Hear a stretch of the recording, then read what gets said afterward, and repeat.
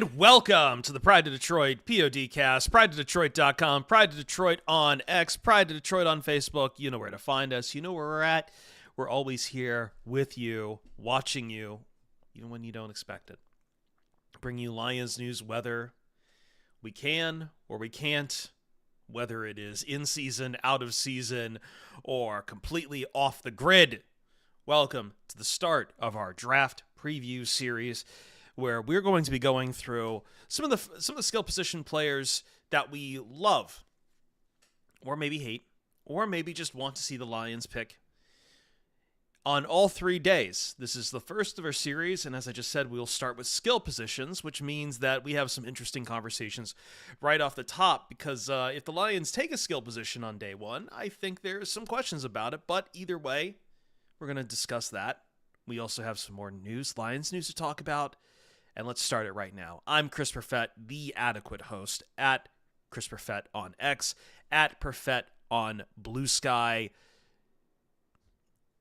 Always here with you. And I don't know why I just paused, but it's early. It's early. We're trying to get this out. This is a Sunday matinee recording for us. We're getting this out of the way for Sparty basketball. So congratulations or apologies ahead of time to about half of our audience. Jeremy Reisman, the fearless leader, at Detroit on Lion, has stopped caring about basketball, has probably stopped caring since about, I'd say 2 minutes into that Michigan game, and basketball season's over for you. I mean, they were up 9 in the second half, but very shortly after that then college basketball ceased to exist in my realm. So I'm not going to taunt Sparty, because last time I did that, it did not turn out well. So good luck, Sparty. Hopefully in the Final Four, we could use the excitement around here, because outside of the Pistons, Detroit sports have been a little depressing as of late. They had some fight in LA. You're not going to get many games over on the Dodgers, though. I was hoping to. I stayed up too late on the extra innings game and regretted everything. Ryan Matthews at Ryan_POD regrets nothing. Absolutely nothing. Might be a tagline for the Detroit Tigers season. I stayed up to watch the Tigers. I regret everything. Happy to be here. Go Grizz, first of all. But kind of cool that Sparty won. Hopefully they do well today. Yep. Or if you're listening in the future, you'll know how well they did, and you can taunt Ryan in that regard. At Ryan_POD. Perfect. I know we're not going to talk about any Michigan State football players today. I know that for a fact. No. That is not on the rundown. I see we've all thrown our names into the hat here, and I do not see Michigan State. I do see one Michigan player. No Oakland. And I do Shocker. See if I can get his name right. What's that? Hopefully I can get his name right. Oh, okay. I did happen to throw in apparently a Canadian is on this list. I'm not even sure why, but we'll discuss that. First, though, before we begin, all right, guys, we got to do 45 minutes on the Lions re-signing Coyote Awosika. All right. I got it. Yeah? No. I mean, I'll say I was at least a little surprised that they re-signed him. I thought, the fact that it had taken them a while, the fact that, you have Netane Muti, the fact that maybe you're moving on from Kevin Zeitler, were all a little bit of a sign that they were planning on moving on from Coyote Awosika. Even more so the fact that, if you remember, by the last, month, 2 months of the season, Awosika was a regular inactive on game days. So you thought maybe it was very clear that Christian Mahogany had jumped in on the depth chart. A guy like Michael Neese is a guy who provides center guard versatility, which is something that Awosika doesn't have. So, but then again, they could use some veterans there. They could use some depth there with no Kevin Zeitler. So, I don't think his re-signing means he's guaranteed to make the 53-man roster at this point. And I think maybe a lot of us were hoping for, instead of signing him, they would sign someone with a little bit more starting capabilities, guys that could potentially push for a starting job. But at this point, it looks like that's probably not happening. I mean, there are still guys out there, don't get me wrong, that they could sign, but they're already up to like 73, 74 signed guys, which is a little unusual this time of year, considering You're going to draft 6 or 7 guys, which is going to put you to 80, and then that only leaves you 10 for UDFA's, and they tend to carry 14 or so in a general year. So they're kind of pushing the roster limits of where they're usually at this point, which makes me think this might be potentially the last move before the draft. Yeah, I think there's a lot of room in training camp to get the backup guard situation figured out, but I like where the Lions are at in that respect. I wholly expect them to draft somebody, and I know we won't talk about interior offensive lineman today, but we will eventually. But Yep. I wholly expect them to do that, and there's room for them to draft a potential starter in that respect. But with guys like Moody and now Awashika, and you know, you have Mahogany, who you expect to be a starter. You have Mhm. Glasgow. Like there are names, right? Like I think if Moody wouldn't have gotten hurt last year, before things took off for the season, I thought he would have probably pushed for maybe even a game day active role. 100%. So I think they have enough there in terms of depth, but they can definitely improve the ceiling of that group. Yeah, there's definitely it's going to be fascinating as we get into the draft, seeing like how much they add to that position as well, and just really how much competition that there's going to be. Let's move on and start talking about the draft. I already see from chat there's a couple people nervous that we're even talking about this skill position, but we're going to be talking about every position because that's what we do. No stone unturned, and I do think there is at least some need for some skill position players for the Lions roster. I mean, it's Yeah. just good business to be drafting certain all positions really, restock as you go. I think there's some good arguments for stuff like day 3 quarterbacks, or even looking at a running back for day 2, and certainly for wide receiver. That which we'll get into in probably the second half of this podcast about you want someone some depth for the slot. And we talk about X receivers. I know they signed Tim Patrick, but that's as always we talk about, Jeremy, it's short term. The free agency is your short term needs, and the Lions seem to want Yep. to draft young potential for long term. Right. I mean, yeah, everything about the draft is about long term. I know we all get excited about potentially, like filling the edge need position with their first round pick, and maybe that's what they ended up doing.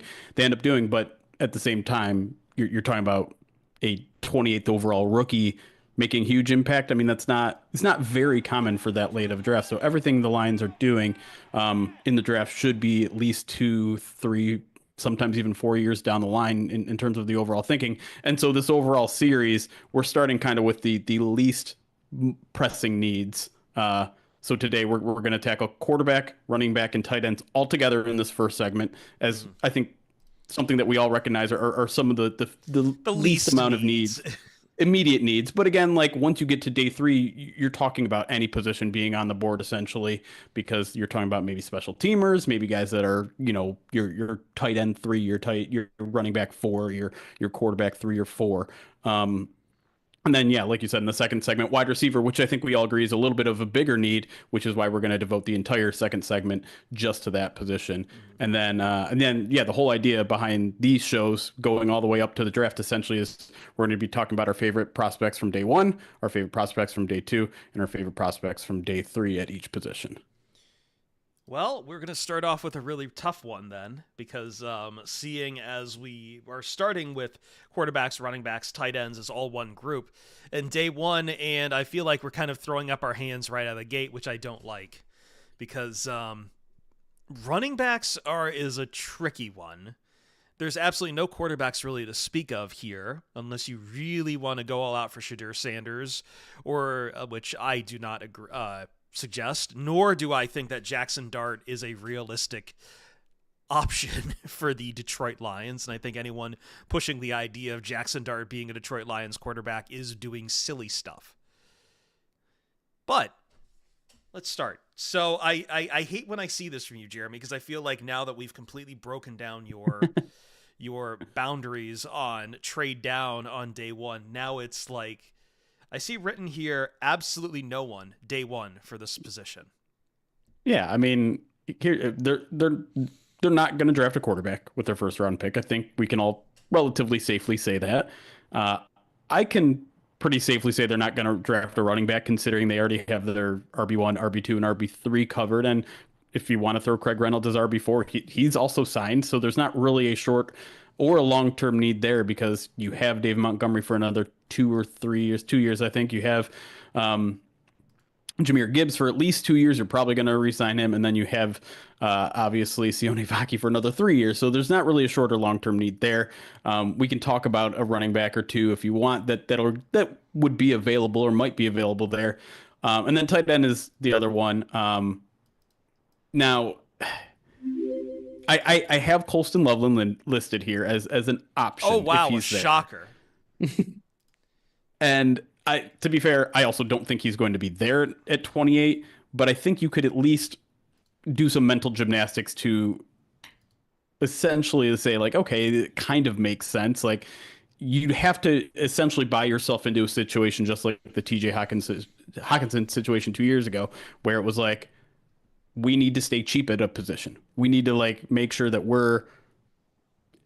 considering we're handing out all of these extensions in the future, there has to be somewhere we're getting a bargain. So if you are certain that Colston Loveland is going to be a really good tight end one in this league, and I think there are a lot of reasons to believe that he's a relatively good blocker when he's healthy. He's a gritty dude. He played essentially through a torn labrum all of last season. Wasn't blocking a lot because of it. But while that was going on, he was showing he was a pretty darn good receiver too. And so if you wanted to essentially seal Sam Laporta's fate on draft night and draft him and say, hey, you're going to be our starting tight end in 2026. We're just getting a head start on that. You could maybe talk me into that, but I'd probably be pretty inconsolable on draft night if I'm going to be completely honest. Yeah, it certainly doesn't seem like any of these positions, right, are realistic or of the I would want this to happen. But if somebody like Tyler Warren fell to the Lions at 28, that feels like one of those situations where it's like, oh man, like what an immense talent. You're talking about the Mackey Award winner guy who set a school record with 104 receptions last year and fits what the Lions do, right? Like that's the important thing. There are a lot of tight ends in this class that are like move tight ends that are slot guys.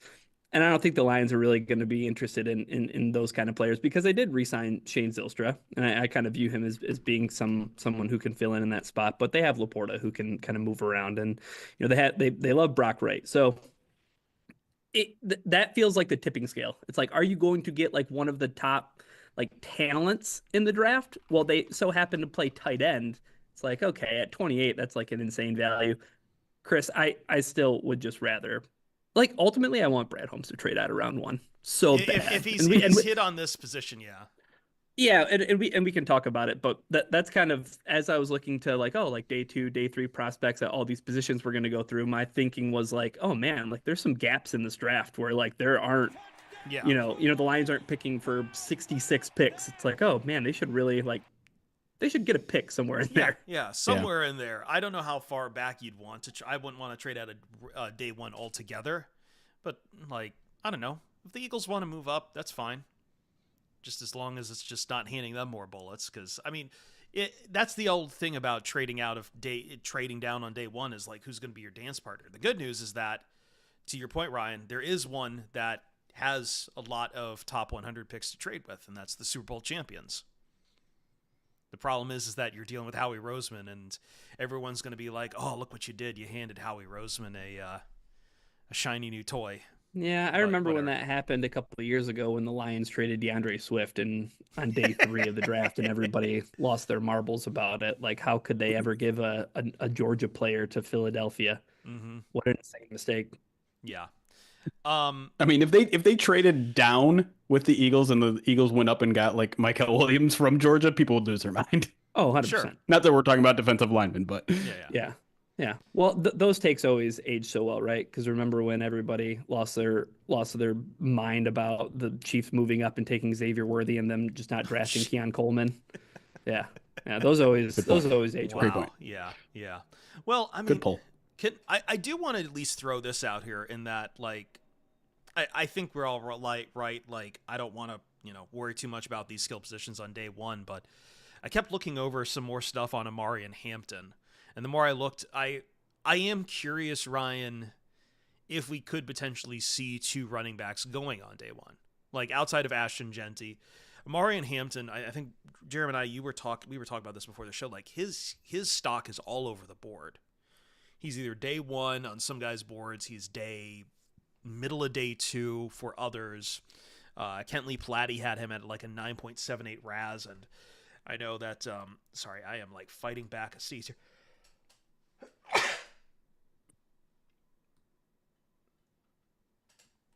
I know Daniel Jeremiah had him like what was it? I'm like 14th. 14th best prospect. 14th best prospect. Not just overall.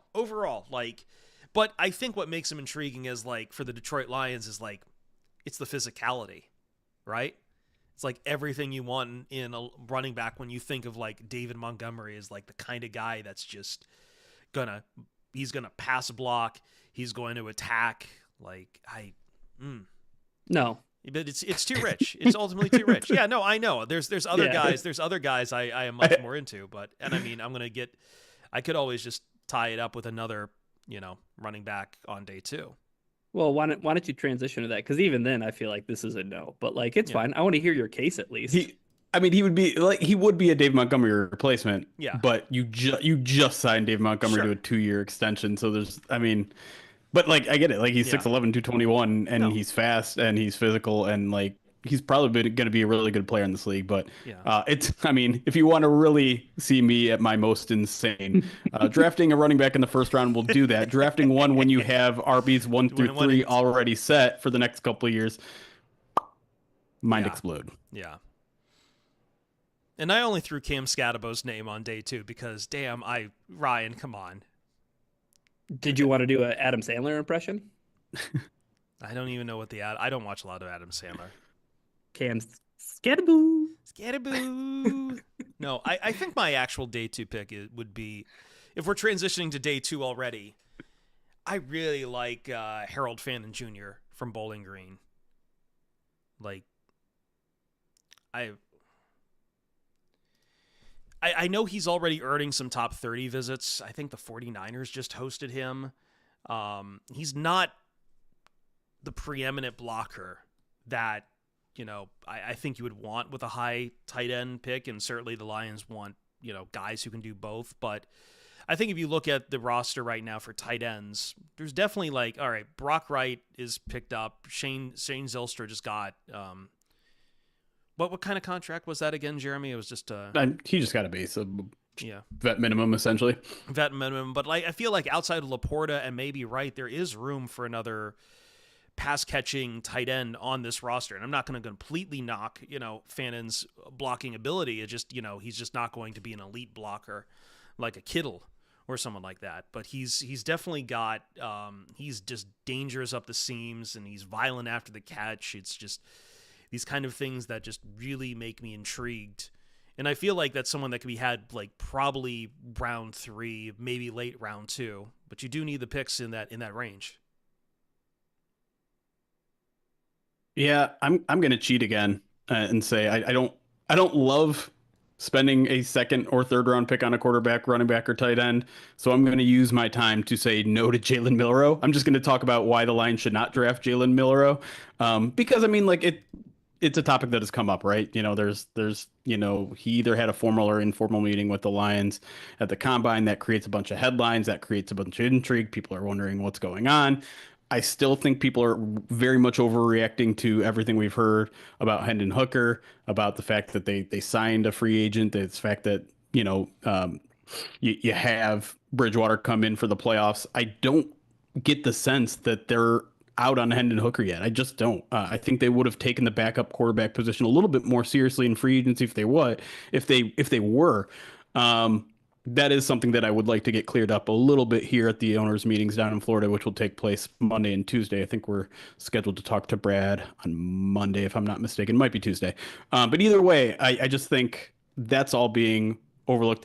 Now, to talk about Milroe himself, like I get the intrigue, right? Everyone gets the intrigue. We have one of these quarterbacks every single year in the draft where it's just like, this guy's crazy athletic. In Milroe's particularly case, like if you want a tush push guy, who knows if that's going to be legal by the time this comes out. Like the tush push might not even be legal anymore at the owners' meetings. But like he's big, he's physical, he's crazy athletic. He will give you the dual athleticism that a lot of Lions fans have been begging for years. To me, it's the intermediate accuracy that is like a ginormous red flag because the Lions love to operate on that part of the field, right? They're not really a deep shot kind of team. Now, I understand if you draft Jalen Milroe, you probably change your offense a little bit, but in that case, we're talking about 3 or 4 years down the line because Jared Goff is going nowhere. Um, he was he threw, according to PFF, 30.1% of his intermediate throws were uncatchable passes, which is the fourth highest percentage amongst the draft eligible quarterbacks in this year's draft class. And like that is almost an immediate disqualifier for me because that is, like I said, the part of the field that the Lions utilize the most. And so I get the physical traits. I get the fact that he throws a beautiful deep ball, and he was actually one of the most accurate deep ball throwers.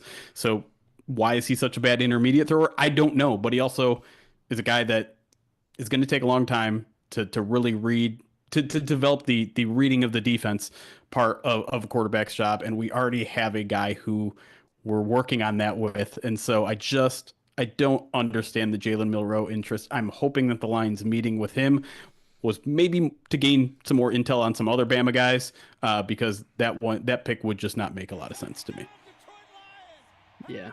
Yeah. All right. Well, I think my guy in the second round, or even just day two, I think third round, I don't think that there's a chance that he'll probably be there because there's a lot of hype.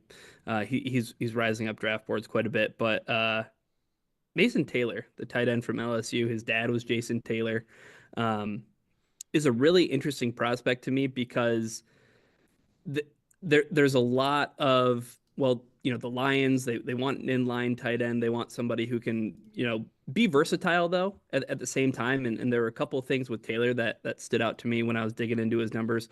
I mean, for one, crazy athletic, ran a 4.65 40 at his pro day. But when it comes to how the Lions would use him and some of his versatility. He logged over 1,300 snaps at inline tight end over his 3 years at LSU. But the thing is people are like, he probably needs to add a little bit of weight. He's 6'5", 250, but I'm gonna trust that the Lions could put 10 pounds on this guy and he could be an effective inline guy. And the other things that stand out to me though is like it's not, it's again it's the versatility because I think he could be like an F tight end, right? Like he could do some of the things that they do with Brock Wright, that they do with Sam Laporta at times, but he's got a pretty impressive resume when it comes to his statistics and the things that he lined up. I mean, as a freshman, he played all 14 games and started 13 games at LSU. I mean, it's a big boy SEC conference, right? And then in his final year there in 2024, set the single season record for a tight end with 55 receptions. The only tight end in LSU's history with 100 plus receptions and 1,000 plus receiving yards in their career, which is kind of wild, but That is a wild. very productive player. As a receiver, and I think that he has the chops to play in that pro style offense and be an inline guy where talked about it a little bit earlier, but it seems like a lot of these tight ends are the guys who play out in the slot primarily. So he's just one of those guys. And again, the NFL pedigree, right? Yeah. Yeah. Day three? You want to just go to... I know you got some more tight ends to throw at us, Ryan, for day three. Well, I stole one of Jeremy's because he listed two names, so I'm gonna force him to talk about the other one. But yeah, he's cheating. He's cheating on all 3 days. That's right, man. No one, an anti Jalen Milroe, and now breaking. I know I had to as well. Don't at me. Anyway, well, I really like Jackson Hawes, a guy who played almost his entire career at Yale in the Ivy League, and then last year he played with Georgia Tech, and he was a guy who stood out. I remember that early week of college football when Georgia Tech upset Florida State in Ireland. And he was a guy who showed up a lot and really held his own. So I don't think there's any question about whether or not he can hang with high level talent. But he's a guy who you read every single scouting report for him, and it's like, well, he doesn't do much in the receiving game, but man, would he be would he be a perfect guy to be a tight end 3 for an NFL team that uses heavy offensive packages? And it's like, oh, okay, so like you should be a Detroit Lion. Blocking is his thing. Good frame, good weight. I mean, he's a big guy, so I think he's got all the chops. 6'4", 253. I mean, again, kind of the same thing as Mason Taylor, but I would assume that they could get him even bigger if they want him to be bigger. But also a guy on day 3, you want to be a special teamer. And I think that this guy would 100% be a special teamer for whether it's punt coverage or whatever it may be. Like I think that he could definitely fill in and be a guy who would be a contributor, I think, for this football team as far as we want big guys and we'll put him in big packages. Yeah, I don't think the Lions are at all settled at their tight end 3 spot. I know they brought in a free agent and they re-signed Shane Zylstra, but I don't view either of those guys as roster locks by any point. And I talked to Hawes at the NFL Combine, and you want to talk about like a personality fit, a guy that goes to Yale and probably had the opportunity to enter the draft after that, or probably had an opportunity to transfer before that, but he didn't want to because he wanted a Yale degree in economics. So this is a guy that has good priorities in his overall life. But does he love football? But he loved football enough to, after he got the degree, that he transferred to Virginia Tech to like say, okay, let me go to a bigger school to see where I can see if my skill set can still translate to an ACC level of competition. He played really well at the Senior Bowl, according to a bunch of people down there, including showing a little bit more of those receiving skills that maybe he didn't get the opportunity to at Yale or at Virginia Tech. So I'm with you. That screams to me like a day 3 pick that could immediately step in and be your tight end 2 special teams contributor. And I would say even probably has the ceiling to eventually unseat Brock Wright as the TE too. Can I make an argument? Oh, yeah. Well, I was either going to jump to my. Do you want me to jump to my guy, my other tight end? Yeah, because you got another tight end, and then I'm going to change positions for the last one. I just want some, conversation when I get there. Yeah.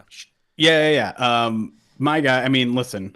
If you have an Iowa tight end who is a 2-time captain, he has to be on your Detroit Lions radar. I don't care what he looks like on the field. So Luke Lachey out of Iowa. 3 years of like full-time experience, and that includes one. That does not include 1 year in the middle of that where I think he only played 2 or 3 games because of a leg injury.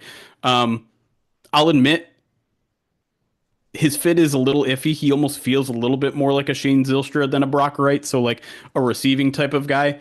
But at the same time, his production numbers weren't anywhere close to the other Iowa tight ends in history, including Sam Laporta. But he's a leader type.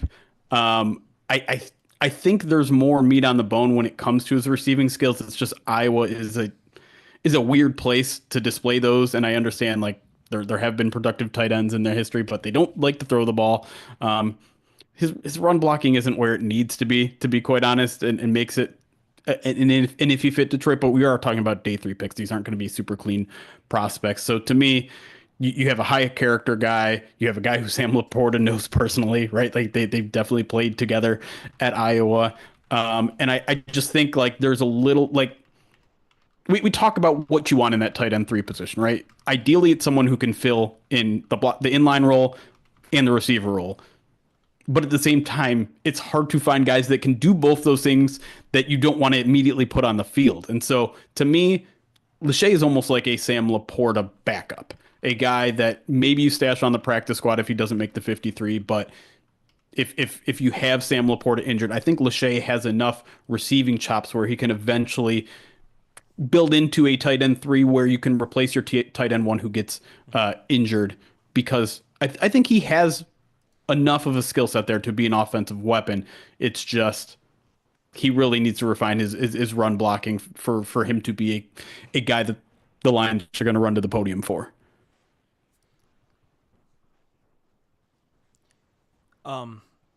If I may take it back.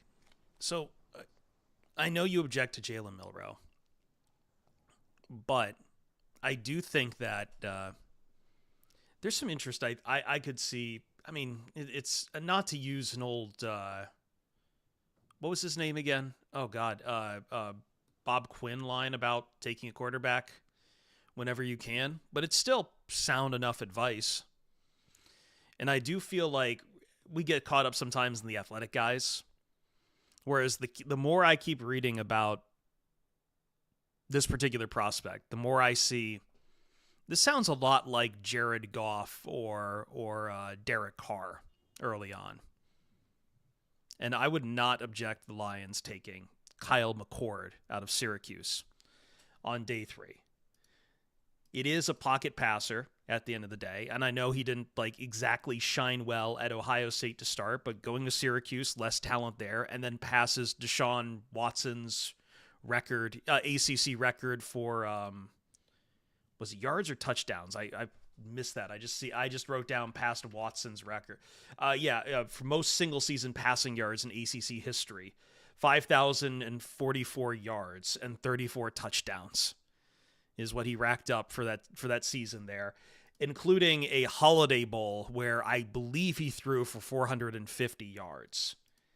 But everything in the profile kind of screams like, if you want a backup guy who is down on the depth chart and looks and does exactly the kind of things that Jared Goff does, as far as quick release, a little bit of pocket movement, but he's not going to be a runner. He's going to be a pocket passer.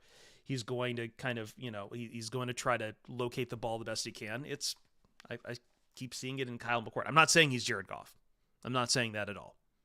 I am saying if you want a QB2 or a QB3, and it's clear the Lions are open to maybe reevaluating their quarterback depth. And I mean, we talked about this a little bit with Kyle Allen, Jeremy. I don't think Kyle Allen is locked onto the roster necessarily at all. Not all. So I feel like everything's there. Kyle McCord is probably not going to be a top quarterback prospect whatsoever. I know anytime we start talking about quarterback, people get really antsy about these things, but talking about a guy who gets the ball out in under 2.5 seconds and just a little bit of gunslinger mentality, but is more about just, placing the ball and moving it down the field. I would like a serviceable quarterback. And that if that's around in day 3, then give me that. He's right. That sounds like someone that just with a little bit of training, with mentorship with Jared Goff, it could easily be a good backup quarterback. Yeah, I mean, I don't have anything philosophically wrong with throwing a dart on day 3 at a quarterback. Maybe that will say something more of what they say about Hendon Hooker. Maybe it's just them trying to get a developmental QB3 in the room. I can't say I've watched much Kyle McCord. I haven't really studied this quarterback class at all because it's not high on the needs, but just from a philosophical standpoint, I don't have an issue with ideally round 6 or later, given where this roster is at, throwing a dart on a quarterback and just seeing what happens there. Yeah, I would say I could see Kyle McCord running something depending on what we look on a John Morton offense, something that's vertical, pocket passing. I think it's there, Ryan. I think my favorite note about Kyle McCord is in this PFF scouting report, and it says Baker Mayfield mentality without a Baker Mayfield arm. So that sounds interesting. I do think he's got a bit of a deep ball. He can hit vertical routes to about 40 yards or so. He's not going to light the world on fire, but hey, yeah. I'd be interested. The other name that keeps on getting thrown around, but he's rising up draft boards. Because, man, I think it was I can't remember who. I think it was Greg, maybe Cosell. I don't know, but it was Tyler Shuck from Louisville, and the concern with him though is he's old and he's got medical concerns. It's oh, well, I mean, you could be a 3rd round draft pick for the Lions at quarterback for sure. Oh boy. Do any of you guys have any interest, by the way, in this? The Lions have shown they are not afraid of going up and looking at Canadian players, U Sport players. And this, I forget the name of the college he's from, Taylor Elgersma, who was one of the first Canadian quarterbacks in a really long time playing at the Senior Bowl. And by Laurier was the college. Apparently, people were fairly impressed with him at the Senior Bowl. I haven't seen any other numbers or measurables from him, but just like, hey, he seemed to perform well, down in Mobile. Ask Giovanni. Yeah. See if Giovanni Manu knows about him. Who's our old friend who was All- covering U all- Sports as well? We could always have him back all- on. All Canadians know each other, right? That's Yeah. how this works. Yeah. Yeah. This is a segment for John. So Yeah. By the way, Laurier's in like Ontario, and Giovanni's from British Columbia. Right next to each other. Yeah. Well, you know what? That's all very close to. Righteous Felon Craft Jerky and Meat Sticks, the meat that fuels the Pride of Detroit POD cast. Wow, we really went long on a position we said we wouldn't talk about too much. Each 2-ounce bag of jerky has 6. What were you say? I said we, As in the royal we, we as in the French we. as in Oui. I want jerky. Yes, jerky. Yes. 2-ounce bags of jerky with 16 to 20 grams of protein. Meat sticks with 8 grams of protein. Protein's good for you. It helps you. It builds stuff. If it's good enough for us, it'll be good enough for you too. Righteous Felon is based in Westchester, Pennsylvania, using locally sourced, all-natural black Angus beef. They pride themselves on superior quality, revolutionary branding, and unique flavors that go beyond the stereotypical jerky offering. I saw Ryan throw a Ritz cracker sandwich into his mouth there, but you know what would do better for him? Do better for that physique? Jerky. He can't answer me because he's chewing right now, because I'm assuming it's peanut butter. It's sticky. You get a little bit of protein there, but we're talking all protein, no carbs with Righteous Felon Jerky. POD 15 at the checkout at righteousfelon.com will get you 15% off your order. No big, no matter how big or small. Oh, that's got cheese on it. I see. Very good. He can't answer me because he's chewing. Those are very dry. POD 15 at righteousfelon.com. Help us, help yourself. Get meat. When we come back on the Pride of Detroit POD cast, we'll talk some wide receivers.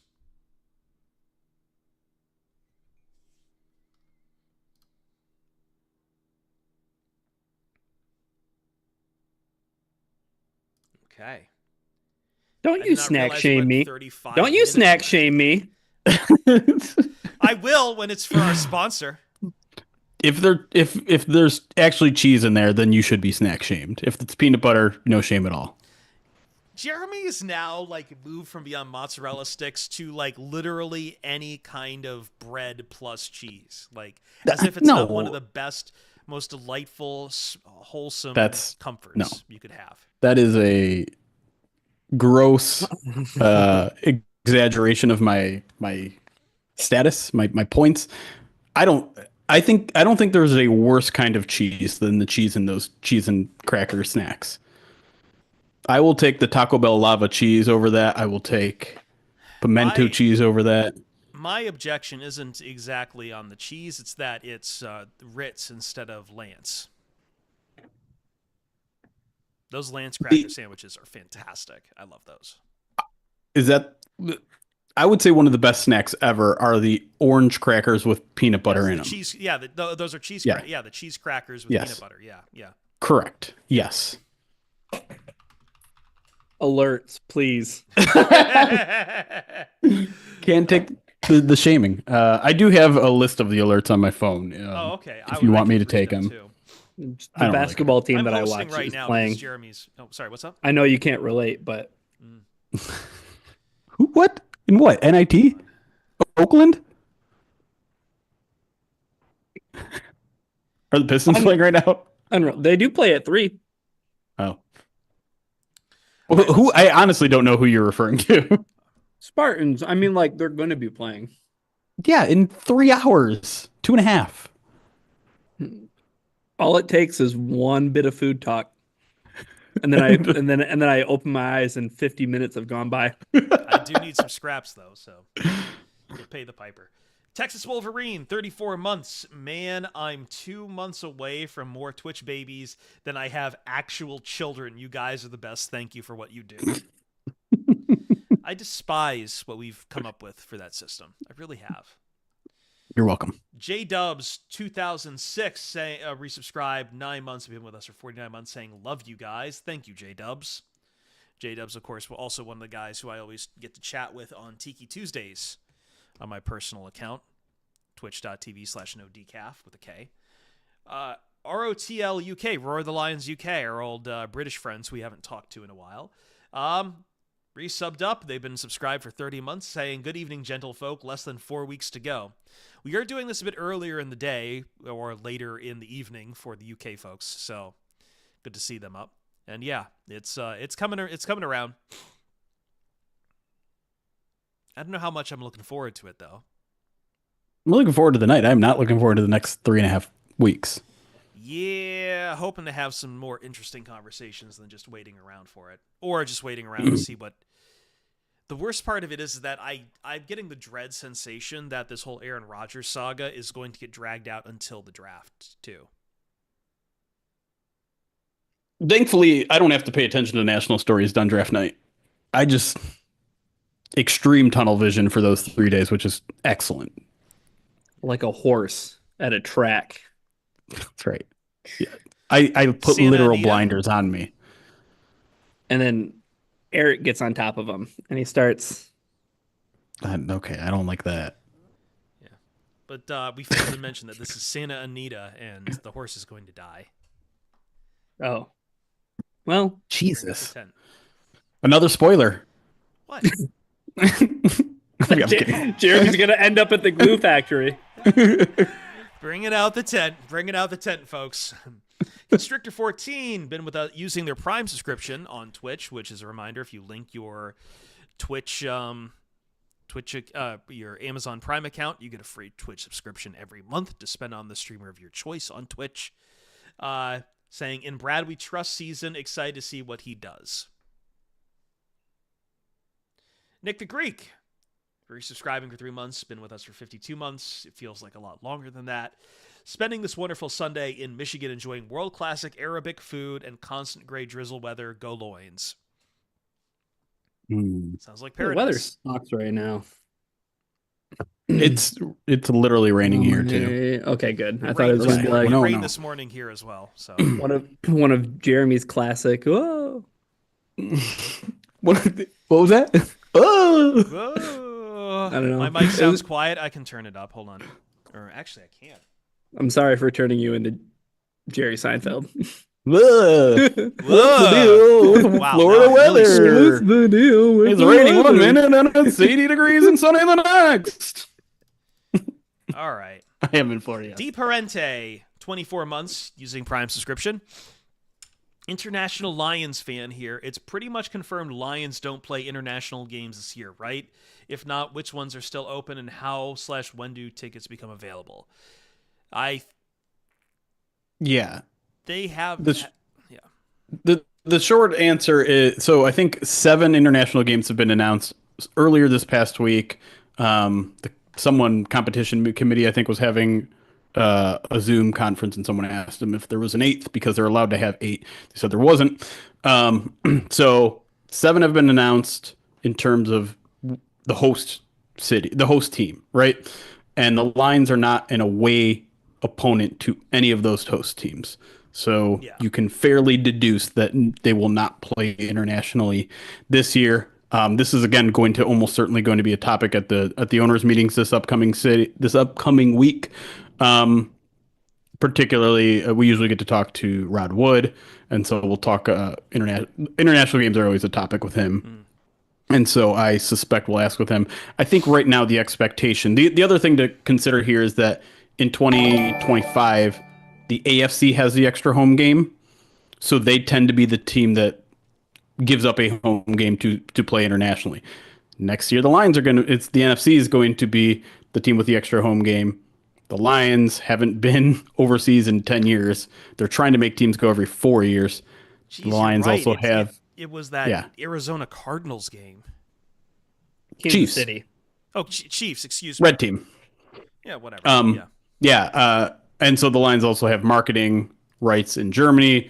They have a player named Amon-Ra St. Brown, so most people are assuming Has a that in German flag on the 2026... back of his helmet, too. Yeah. Yes. Yeah. So I think the assumption is that they're going to go to Germany in 2026. Nothing's obviously confirmed and won't be for like a full year, but that's the expectation. I don't suppose Rod Wood is going to say, "Yep, that's where we're going to go." But I think he'll probably admit that they're preparing, let's say, to travel overseas next year. And I don't know the ticket how the ticket sales work with overseas games. I imagine they drop somewhere near the when the official schedule drops, but I don't know. Well, either way, I would if it goes to Germany, I'm absolutely 100% going. Like that's I probably a would be too. bucket list stuff. Yeah, yeah, yeah. Me and Jeremy going over with the lederhosen. That's right. That could be a Movember redemption. Maybe chug a beer out of a boot. Is that Guys, I'm really glad that I'm not missing anything in this Tennessee Houston game. Oh my God. There is 7 minutes left in the first half, and that's the score. Man. I was shocked when I saw the Alabama score from the other night where they cracked 100. Like I'm like that I thought that was illegal in college basketball. I think it's illegal to have 8 points over halfway through the first half, and you're the number 2 seed. Holy smokes. I mean, I think I saw a women's game the other week where like I think it was one of the games. It wasn't the one Juju Watkins tore her ACL, but like I forget it was one where Juju Watkins exited. And I am pretty sure the opposing team did not have a point in the third quarter. A single field goal in the third quarter. It's tough out here for college athletes. Yeah. NIL. Let's hit all the buzzwords. Yeah. Heckin' Gamer Man, resubscribed using Prime subscription for 3 months. Trash Panda has been with us for 18 months using Prime. And we got a super chat in as we were chatting about from Damian Smith over on YouTube giving us £5 asking, with the extension of the naming rights deal, will we see upgrades to Ford Field before 2036? Ask Rod. I mean, it's probably a good question to ask Rod. I also wonder, like, do they benefit in any way? Like, it's a very incestuous relationship here with the Detroit Lions and the naming rights of Ford Field. Like, who's paying who for the naming rights? Where is that money going and where is it coming from? I don't know. I don't really understand that relationship there. The cousins kicking into the trust fund. I guess. But yeah, I mean, that's always a good question to ask Rod is about upgrades because I think it's been like, I think 2021 is when they did last renovations. There was like 100 million. It's when they made the scoreboard bigger, which is always something people are really excited about. Yeah, I don't know. For people that go to games from a fan experience point of view, what do you even want upgraded? What needs to be upgraded? Because I don't really know. I don't sit with the peons. There you go. I did a little ooh thing.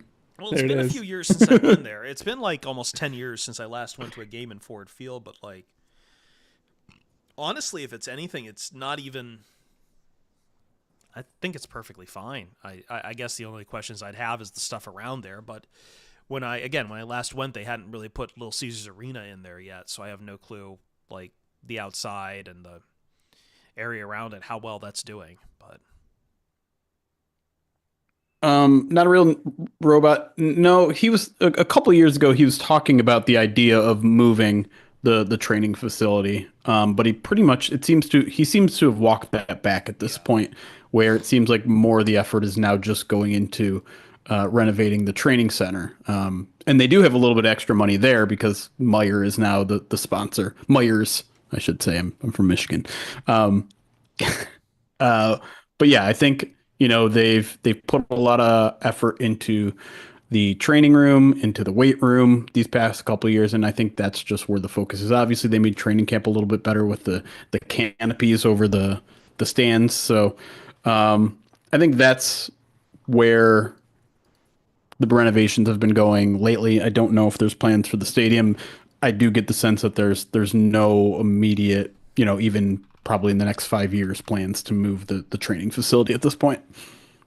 I do have some good news. Mm.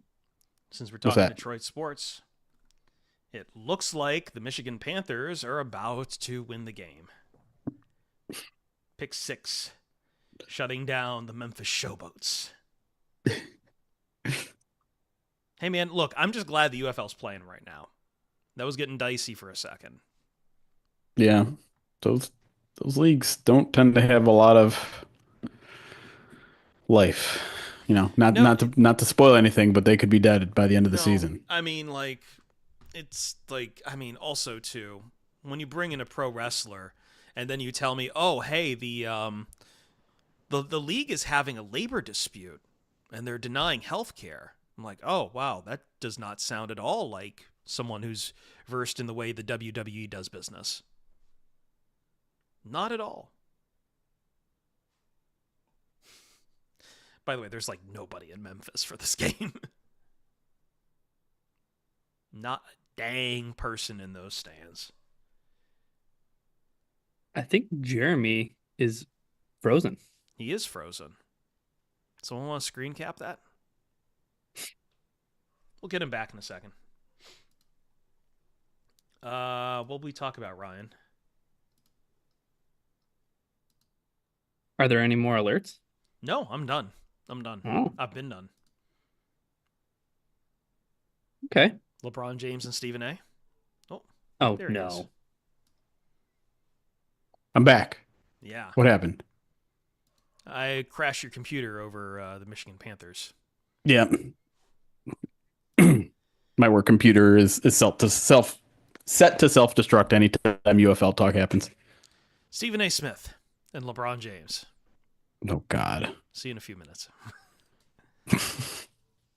We're not going to talk about that, right? Just that me and Ryan have basically decided it's a work. And it's fairly obvious that it's a work. And for those of you that don't know wrestling terms, what is a work, Chris? A work indicates that what looks to be a conflict, a beef, of something very passionate is, in fact, a very calculated decision of, it's fake. Everyone, the two guys who know who are in on the work understand what they are doing and understand that they're playing up to the crowd. Work really indicates that the crowd has bought into it, that they have gone past the magic circle of play and believe that the conflict to be true hatred, true emotions between the two individuals involved. And I think chat really wants to hear about it. I think from the looks of it, chat really wants to hear about it. Can I talk about the U.S. Open? Because I went to it, and live tennis is awesome. See, the funny One thing I haven't been to, high level competition tennis. Yeah, it really makes me want to go to the Cincinnati Open, which is the closest that they come to Michigan. Yeah.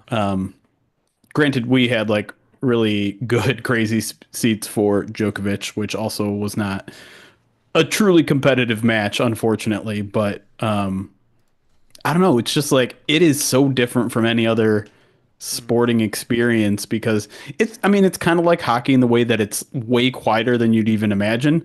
And like during the Djokovic match, a guy got tossed in the first 10 minutes. A guy who was kind of heckling. He was definitely being disruptive and weird. And the guy he was playing, like just one game into the entire match, was like, he went up to him and be like, "What are you doing, dude? That's not how it works in tennis. Like you're bringing a football attitude to a tennis match." And he shut up. But like as soon as they switched sides, they kicked him out. I'm just like, oh, they don't mess around in tennis. And See, that's I kind of like it. It's I understand. That's what there's definitely if like a sports talk, you're not gonna like this comparison, Chris, and I'm sorry, but take a run of the mill sports talk radio guy and put him in a tennis environment. If he would have saw that, he'd have 2 hours on how all tennis players are soft. Yeah, that's true. That's actually true. Okay. That's okay. Actually true. They are soft. Djokovic, one of the softest motherfuckers on earth, too. I do not like Djokovic, and I was rooting against him, and unfortunately, he just smoked the competition. I have stronger words to call Djokovic too, but But I mean, it is different though. With tennis being an individualized sport and so much being of it mental, I understand the requirement of it to be quiet and not Yeah. wanting drunk idiots to get in your head. Um, No, I but prefer it's just interesting. who's the guy? Not Sissy Paws. Who's the other guy who would like berate the officials all the time? I don't know. Um, That's the sad thing about it is like I love tennis. I grew up playing it. Um, I love watching it when it's live, but I don't know the people that well. mm, There's a changing of the guard, obviously, with right. Yeah, that's um, going on right now. Djokovic is on the way out, and yeah. yeah, no more Nadal, no more Well, um, you've got Sissy Paws. Federer. You've got better. um. God, I am like blanking on this guy's name. He's I thought he was Greek. Is he Greek? No, Maybe. yeah, the guy who the hothead. Yeah, the hothead guy. Like I love him. I think Nicholas JP. Yeah, yeah. How do you pronounce his name? Kyrgios. Kyrgios. See, I like the assholes though. Like you're playing tennis, you should be an asshole. Why? What's the dot connecting there? Because It's a rich person's game and it's a rich people are country club assholes. sport. It's a fucking Okay. country club sport. That's why. Okay. It's like golf. I expect golfers to kind of be assholes. And you speaking of that, like I went to the US Open in golf when it was here in LA and I loved every second of it. But that's also a sport too where you can be stupid and drunk because when I was there, some idiots were hawking around Bud Lights dressed up like Arab sheiks and offering to buy up guys from Live Golf. But that's the thing though. Like these, I'm not trying to create class warfare here, but these rich people sports, I think part of the reason, like all of them are like quiet, dignified sports because they feel like it almost feels like they're playing a higher class. Like that's how they. So like Yeah, sure. And once people upon a people time aren't getting rowdy at polo. Yeah, once upon a time, football was dominated by hired guns that they brought That's- to Yale. And then we got rid of that because that was fucking stupid. I will say golf like at the very least, golf's a funny one in that like I feel like tennis doesn't have the thing that golf has in that kind of dichotomy. Like tennis is like polite through and through, whereas I feel like golf, like there is room for the Caddyshack people of the world. Like the Waste Management Open is almost too drunk. right. There's that one hole. Is that at the Waste Management where like Yeah. everyone's talking trash? Yeah. It's very weird and cool. Honestly, That is I like that. There's a place for that as long as it's not like every single hole. Hunter S. Thompson once wrote about the Hunter Derby, the Kentucky Derby is wicked and depraved, talking about how many people got blitzed drunk out of their mind at the Kentucky Derby, and that's absolutely true of the Waste Management Open. Nicholas JP, the Players Championship, Island Green on 17. Most people are trashed. I did sit through and watch a lot of the Players Championship at Sawgrass this year, and man, what a course! What a course to watch people get frustrated and just repeatedly put their balls into the water hazard. Into the drink. And they got crocodiles down there too. I last thing I want to say on the Miami Open, the most unnerving part of my entire day there, it ended with the women's doubles semifinals, which was interesting. It was like the primetime event, which was odd because the previous was a men's semis singles and had an American, and so like the place was packed for that. Everyone left after that. There was probably like less than 200 people watching this women's doubles, but that match had maybe the best women's tennis player I've ever seen, and she's 17 years old, and I am deeply unsettled by that. Her name's Mira Andreeva. I'm butchering her name, but anyways, she serves like 115 miles per hour, which is kind of unheard of in women's tennis. She's I mean, she was really, really good. We only watched the first set and it was 6-0. We're like, oh, okay, we don't need to stay for the second. Plus it was already 10:30 and it was an hour away. We're old, okay? It's fine. We want to go home. But anyways, she's gonna be the next big thing. Like, I think maybe like 10 years from now, I'll be able to be like, dude, I saw her playing women's tennis at the Miami Open 10 years ago, and I could tell. Oh yeah, you got to see Nirvana at Exactly. like some like dive bar Yes. in like Yes. 1990. Yeah. Exactly. But yeah, no, that was a special treat because I didn't even know she existed. And as soon as she walked out there and she was on the big screen, I'm like, is she 14? And then just like I started doing some pocket research on her, I'm just like, oh, she's like for real. That I had that moment last night watching Cooper Flag.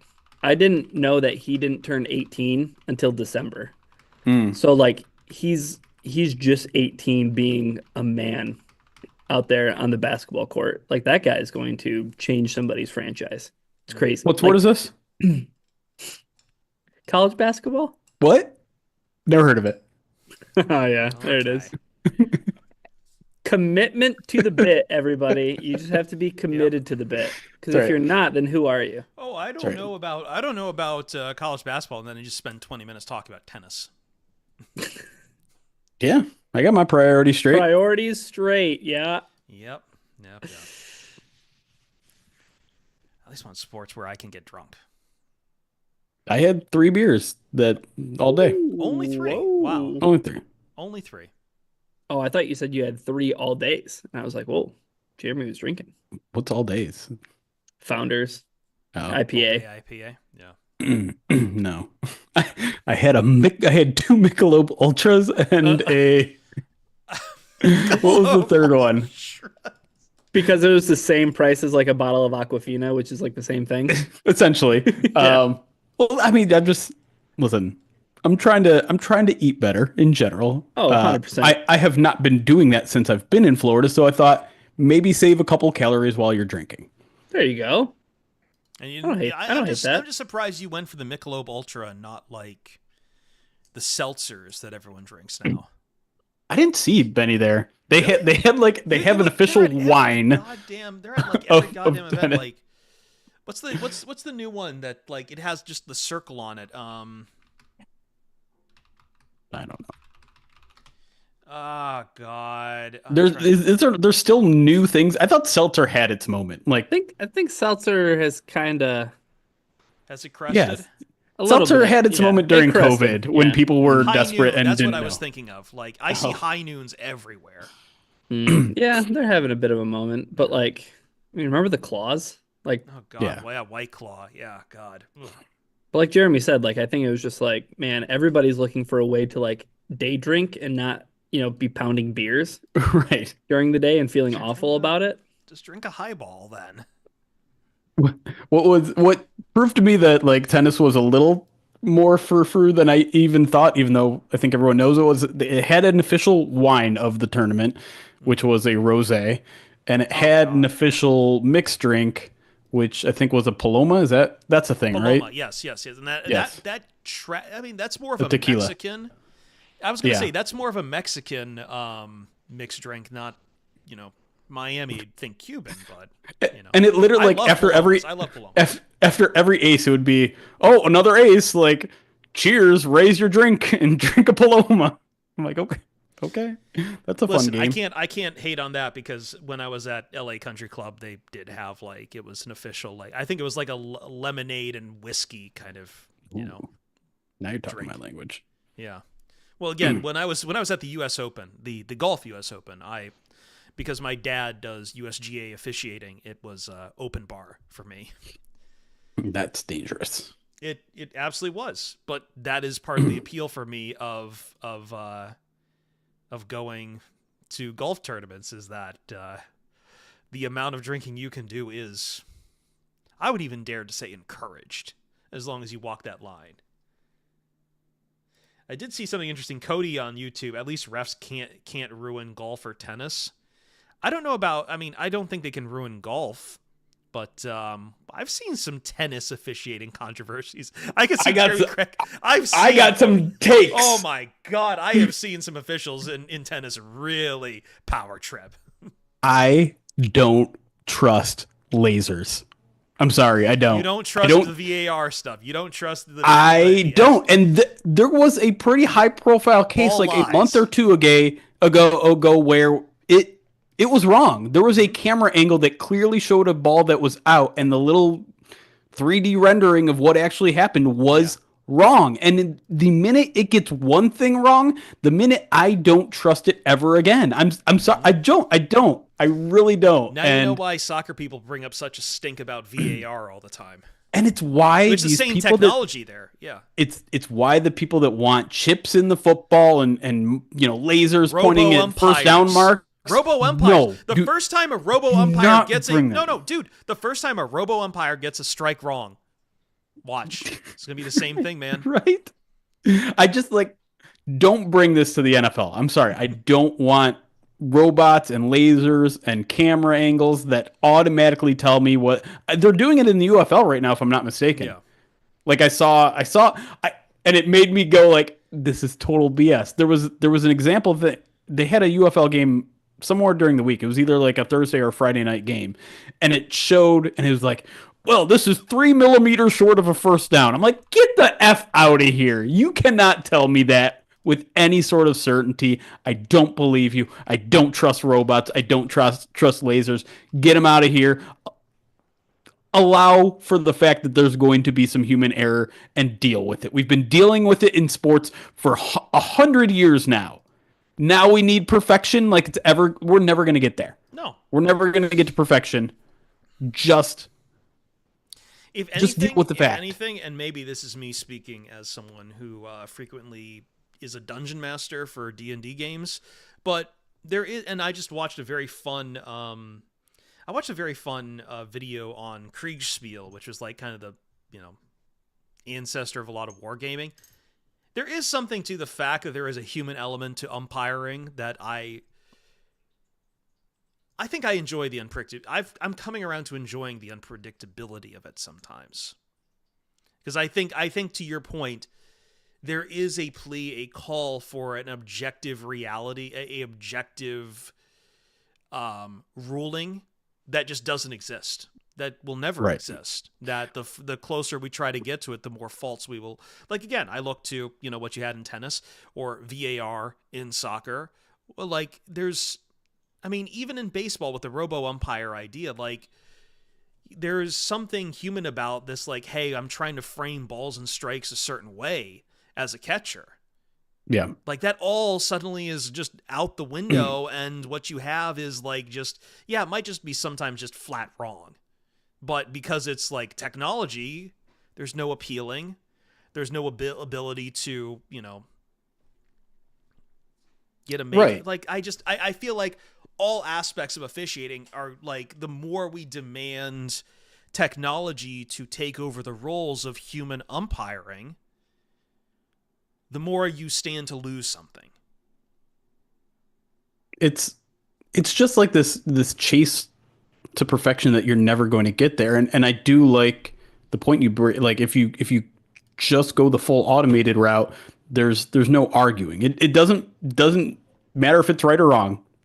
We are just accepting that the technology is working to perfection. And show me a single piece of technology that has ever worked to perfection. Ever. I feel like we've had so many years of VAR in soccer where it will come, and not only just that, but it's like video reviews kind of already done this, so we're past that pale, but like, it's like, hold on, there's, again, these glorious celebrations, you've done this thing, and you have to hold on, we've got to look at this, again, and again, and again, and like, and then the VAR comes down, and again, as you say, there's no arguing with it. It's just, it's there, and you can bitch and moan about it, but then, like, who are you going to talk to? You can't run upstairs, the person upstairs who's running the video review or the lasers or anything. They're not going to come down, and if they're doing robot umpires, I feel like they actually have to have a robot out there. It doesn't have to actually serve any functional purpose other than it's a guy that a manager can go and kick dirt on. Dude, when you asked the question, hold on. If they kick dirt on it, can that robot umpire still throw Aaron Boone out of a game? Absolutely. Yes. If you're gonna ask the question, has a single piece of technology ever been infallible, and just completely overlooked the glow puck, that that pisses me off. I'm Funny. sorry. Okay, You know actually, what? funny USC That was a story. bit of a mistake on my Funny- part. Has that ever failed us? Has that Funny- ever failed us? Can I tell a story from when I was at USC?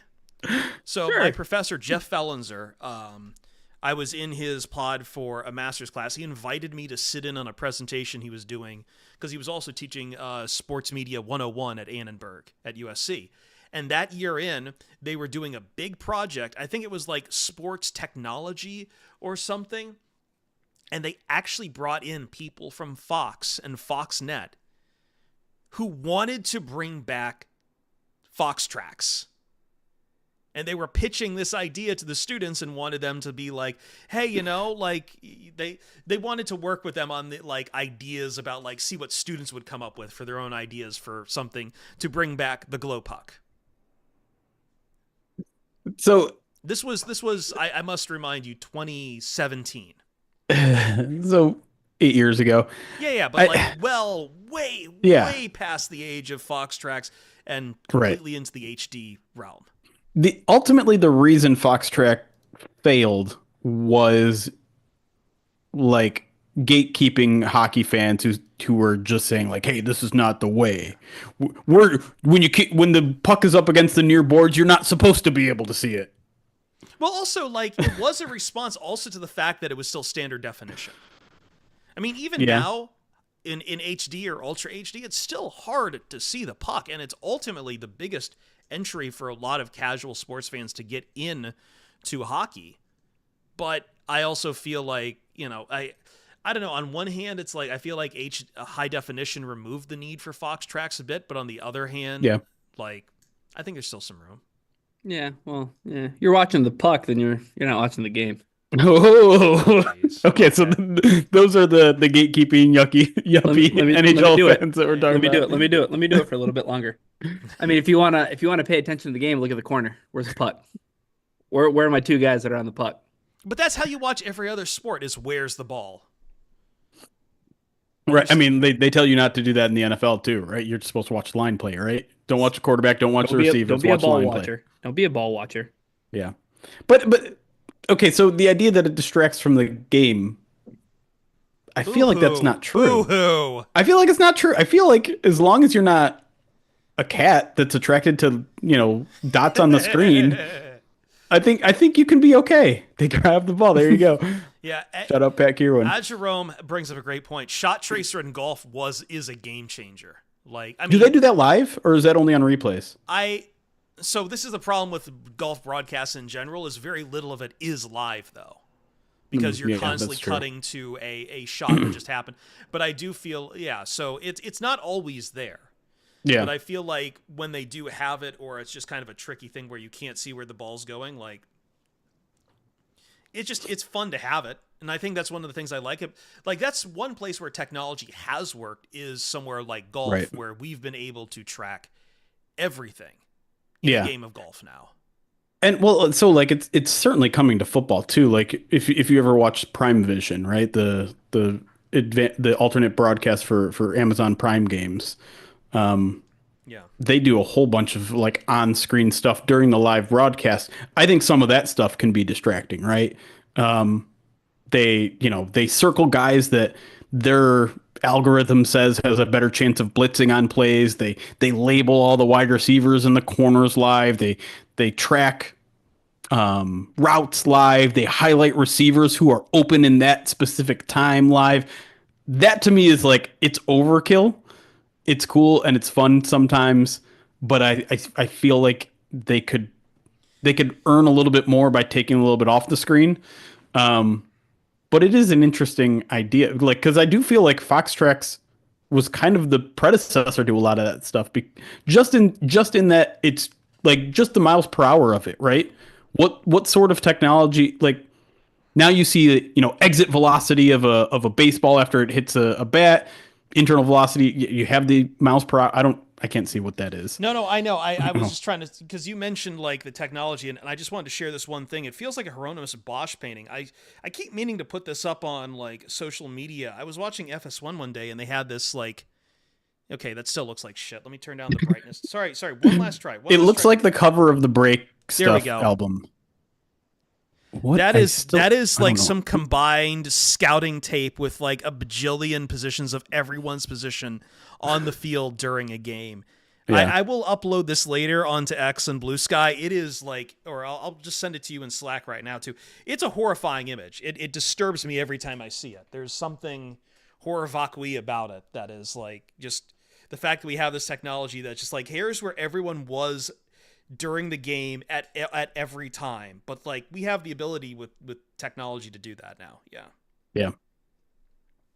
I will say I don't love the one thing that the Prime Vision thing added was the like who's going to blitz, who's going to bring pressure from, and highlight that guy before he does.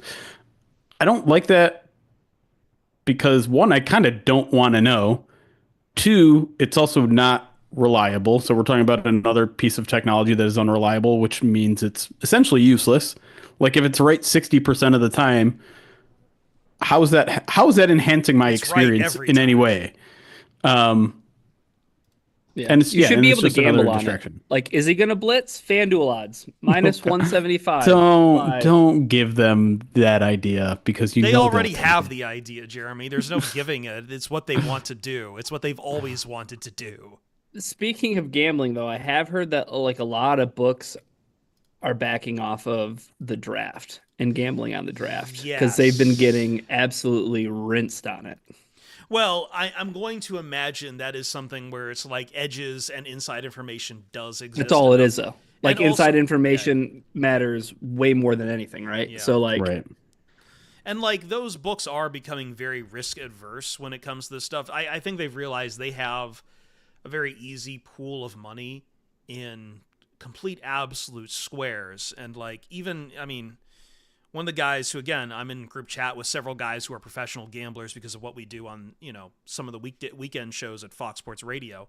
And like, he was telling me a story about how I think I told this story to you, Ryan, about like how he wanted to bet on Alabama twice. And they were just like, no, you can only bet, $3,000 in a consecutive on one game or whatever. But like, it's very much so that they don't want any kind of action that might expose them whatsoever. And I know some of that is also just on like low odds, low stakes on futures and all that kind of stuff. They've just really tried to. A lot of the cool stuff is just being completely cut out. Just because it's like, hey, we want you to play parlays because you're a fucking sucker.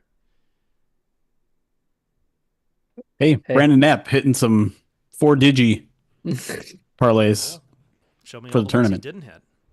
No, I'm not condoning any sort of gambling, as longtime viewers know. I would not do any of that. I don't do any of that. Yeah. McDonald's ice cream machine, not perfect technology. Yeah, that's broken on purpose. That's a scam scam by the ice cream machine company there. The quickest way to ruin JMO's day. Let them know that the ice cream machine's broken. What is it? Yeah. Is that called? What is it? Designed obsolescence or something? Where technology is getting to a point where it's purposely breaking, so you have to rebuy stuff. Well, that's literally that's literally what's going on there. Is like because I guess from what I remember, like, doesn't the company that makes those machines, they get a commission when they like go and fix them? Yeah. Right. So yeah, they planned obsolescence. Yes, yeah. It's like John Deere, right? Like you have to take your John Deere tractor to a John Deere approved that's maintenance facility. That's actually a much bigger issue. That is like was it right? It's like Apple, right? No, it's Right to Repair is the name of Right to Repair, yeah. Yeah, yeah, because like John Deere used to go after people for trying to fix their tractors themselves. Right. And it's like, no, you can't do that. That's like and Apple kind of did I the was going same to thing say, for a long time too. It's like you I got think they still do. yeah, If you get your screen fixed somewhere else, that breaks your Voids warranty. a warranty, yeah. yeah. Hmm. But I Yeah. know there's been a lot of states and countries who have been really pushing right to repair laws to kind of Mm. combat that kind of behavior. Smart. Yeah. You should do that. All right. I think Yeah, we I should think we're jump ready for to segment 2. I think that's a good. second. I think we're good. Right to repair. That's what pushed us over. Okay. That's right. Noted. I'll keep that in mind. You're just gonna hold that in your back pocket anytime you want to get show moving. Yeah, yeah. Easy way to segue away from fast food. We didn't talk any fast food in this one. I'm actually impressed. I think we talked about crackers. It's true. Do we just And- up that to junk food then, or anyway?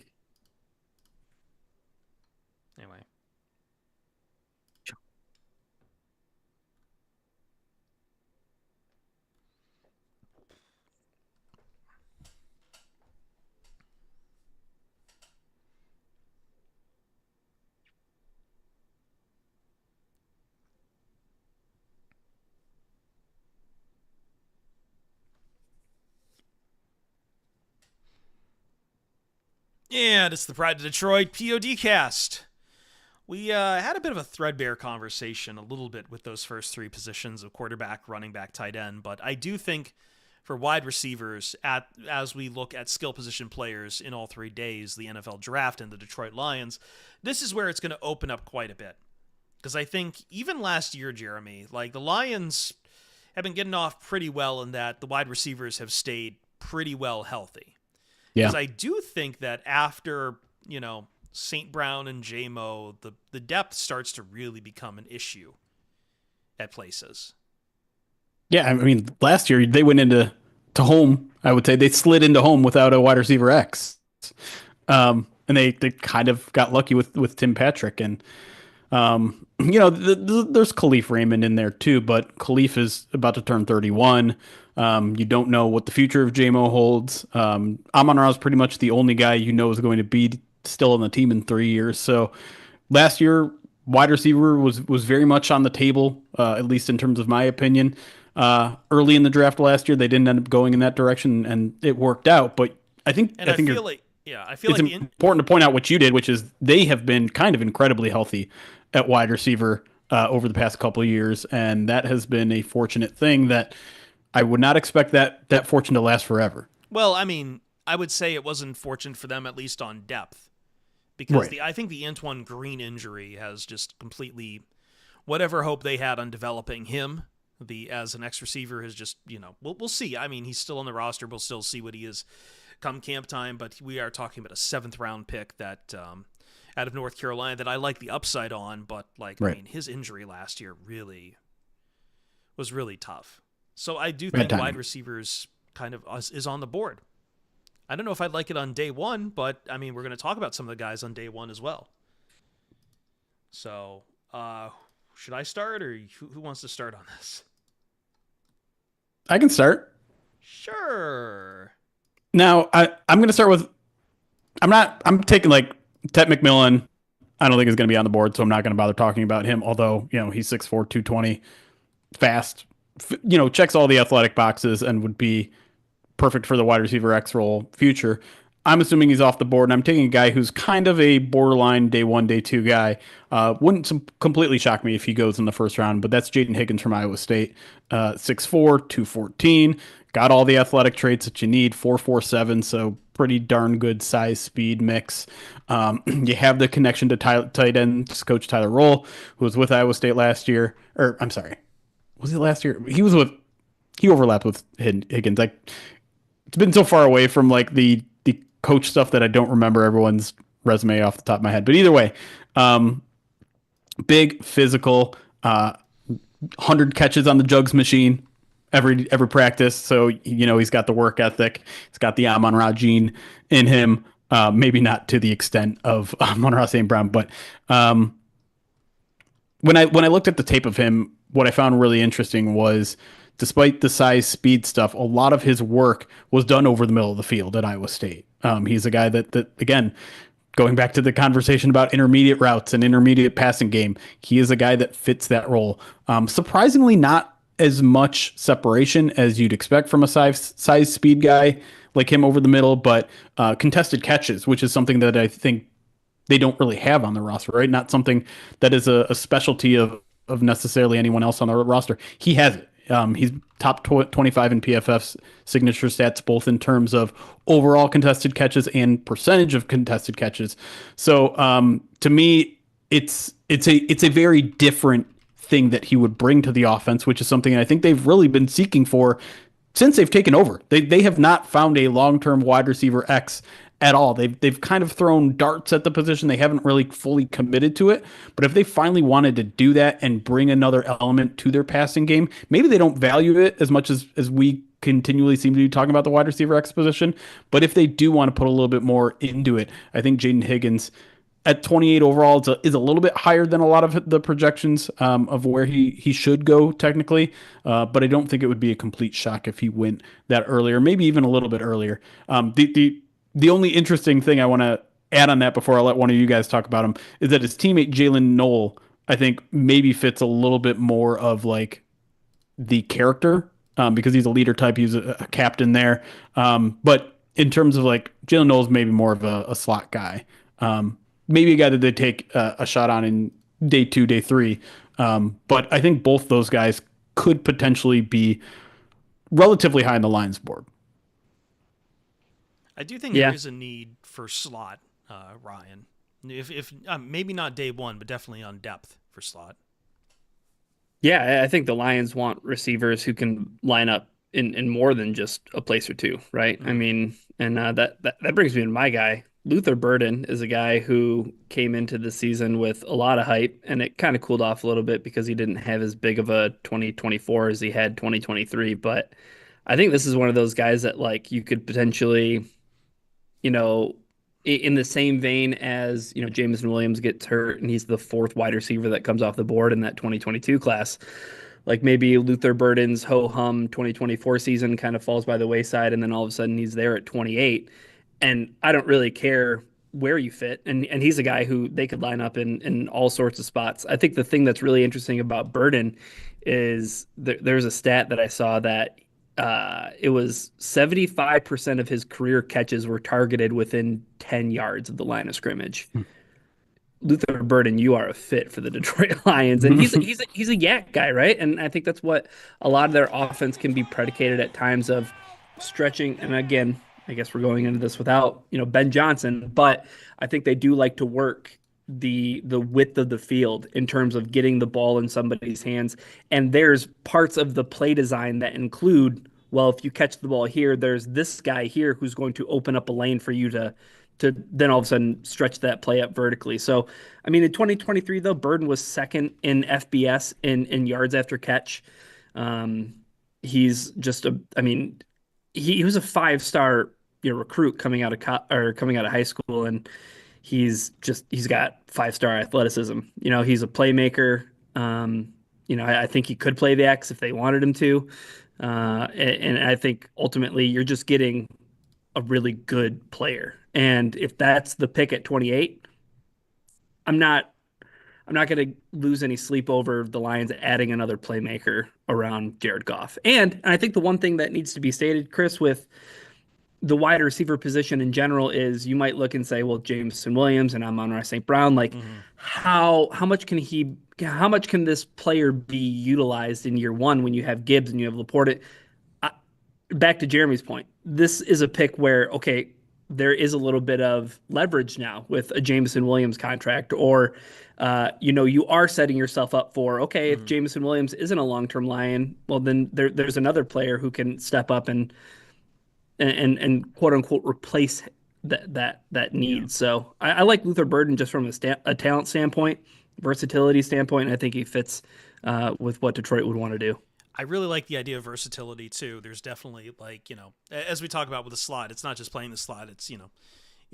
There's a lot of things I think the Lions look for in their wide receivers: run blocking, leadership, physicality. I mean, you have Luther Burden. I have Ohio State's. Let me make sure I get this name right. Emeka Egbuka, who, who's a tough man, a tough man, and like I think they, what was it? I think PFF had his contested catch rate at 59.1%. And you want to talk about the guy slicing up man coverage at I think it was an 80.9 was the grade they gave him. But like they started to move. I believe I'm trying to remember the stats I had here. They moved him a little bit more over the to the slot rate through the years. I think it finally hit out around like 81% in his final year. But I mean, earlier on when he was at Ohio State, he was getting an average depth of target out about like 10 yards or so. And just everything else that's on Egbuka that's in the profile for what you get of Ohio State, which has really become a really good hotbed for wide receiver talents in many of these drafts. And we're talking about a guy who, like most scouts and Daniel Jeremiah and Lance Zierlein all point to his size, his ball skills, his leadership, which is a big thing. And, you know, when we're talking, you know, about whether or not Jameson Williams might be a long-term Detroit Lion, there's definitely something to be said as far as like, hey, you look for a guy who is a big, you know, a big physical, tough player who has leadership abilities, who's focused on ball tracking, who can make the sudden adjustments to just turn around, fight, contest, and win. Yeah, it's interesting because both the guys you named there, yeah, Burton and Egbuka, you know, they're maybe more traditionally slot guys, but it's not like they're small, right? No, both those guys Egbuka are is 6 like foot and up, 6'1", yeah. 200 and up. So it's not. I think I agree with both of you that they shouldn't be pigeonholed as slot guys, as guys that only win in the slot, only win over the middle, only win in these short intermediate routes. Like they got size, they got some size. They're not 6'4", but not a lot of receivers are. If the Lions are trying to fill that wide receiver X and like have a pure cutoff at like 6'4", 6'3", there's probably like 5 guys in this entire draft class, right? So you're gonna have to cede some size to some of these guys who, like you said, they play physical, which is ultimately maybe what matters a little bit more. Yeah. Want to move on to day 2? Because I do have a 6'4" guy on my board. Go for it. Oh, just right now? Sure. Go ahead. You're teasing it. Yeah. Get into it. I guess I am. I think I mentioned him before when we were talking about the combine, and that is Arkansas's Isaac Teslaw, who in 2025 has a very unfortunate last name because it's spelled like Tesla with an extra A on it, but it is Teslaw. But this is a guy who had, like, I think Kent gave him a 9.93 RAS and absolutely blew people away at the combine. What's going to really hurt him, I think, is that, like, at Arkansas, if you're looking for stats, you're not going to find too much of what he did at Arkansas. There wasn't really too much to go on, but you're talking about ex-receiver, 6'4", 214 is what he's coming in at.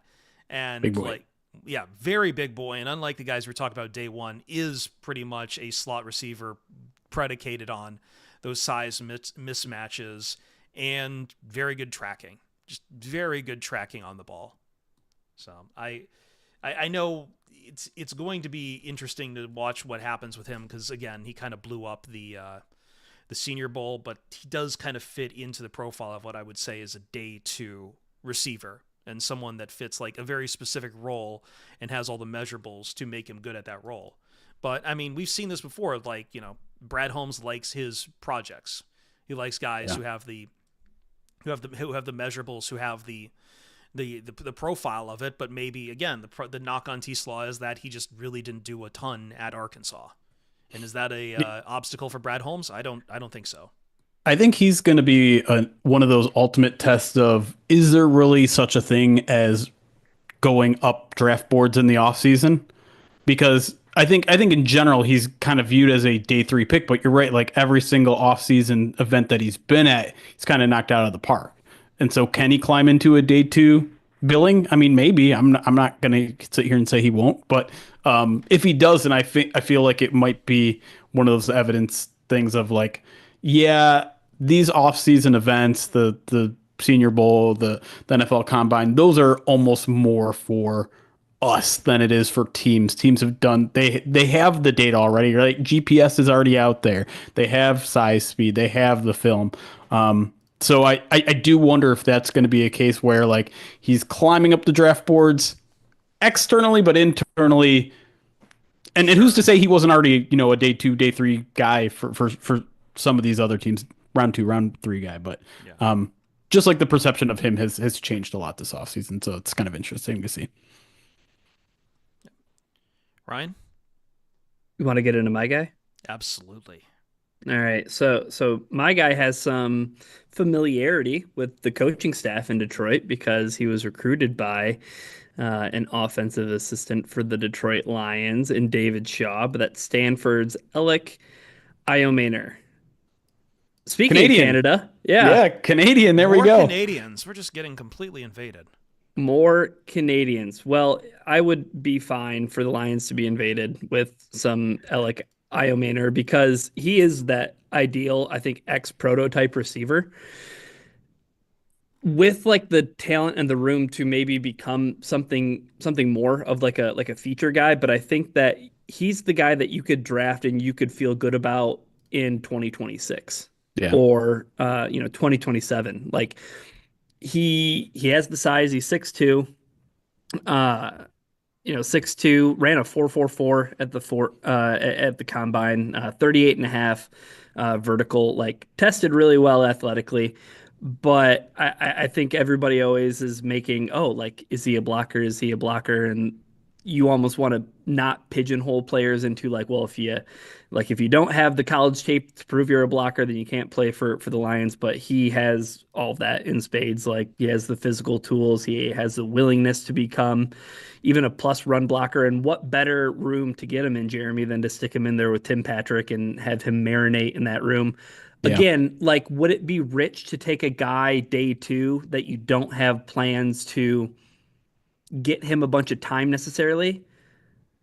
Maybe, but again, this is big picture stuff, and I could see the vision. The difficult thing that I think all of us kind of have to talk about, and you can't really ignore it on day two, is the Lions pick at 28th in the second round at 60th overall, and then they don't have another pick until, thank you, Aaron Glenn, number 102. So I mean, there's Right. like 42 picks between. So we're giving out some wide receiver names that like Io Maynard may not be there at 102. Like Right. no Yeah. shot, right? But at 60, is that too rich to take a guy that you don't have plans to have a big role in 2025?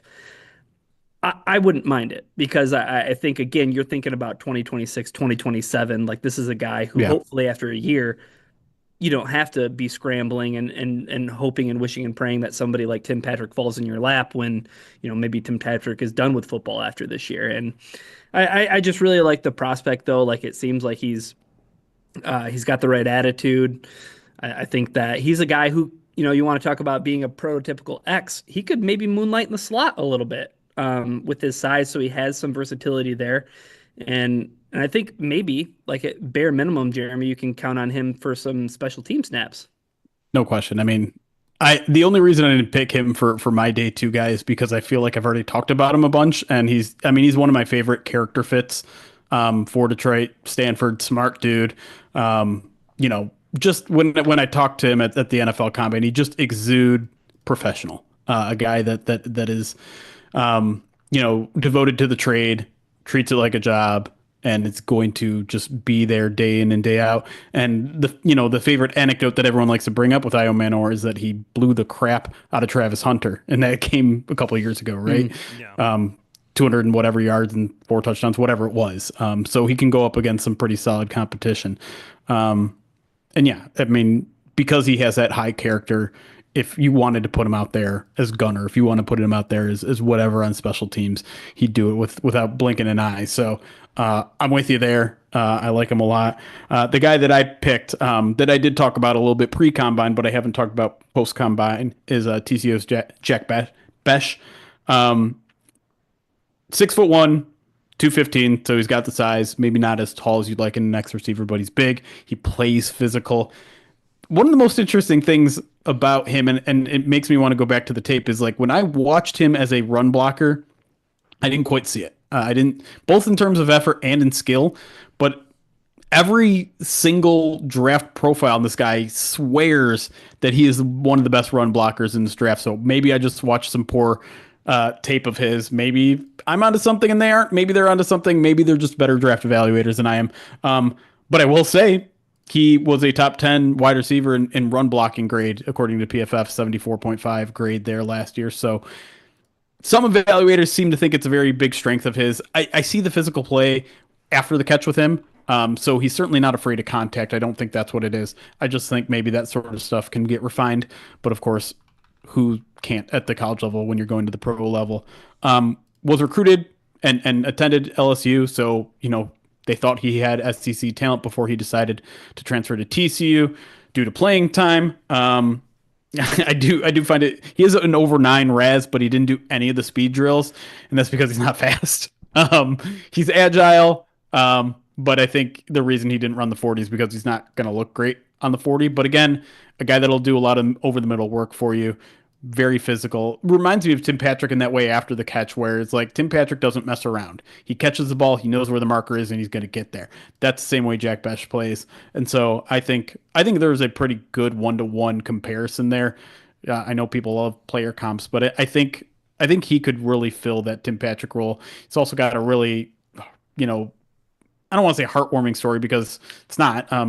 He lost his brother in the New Orleans tragedy and then played in the Senior Bowl a month later, wore his brother's jersey number, scored the game-winning touchdown in that game. Was just like a really, again, I don't know the right word for it because it's a tragedy turned into like an inspirational moment. Maybe that's the best word for it. But again, like I think that shows strong character for a guy that would be a pretty easy fit here in Detroit. Yeah. You want to take us into day 3? Yeah. Let's go with our favorite, our gritty guys.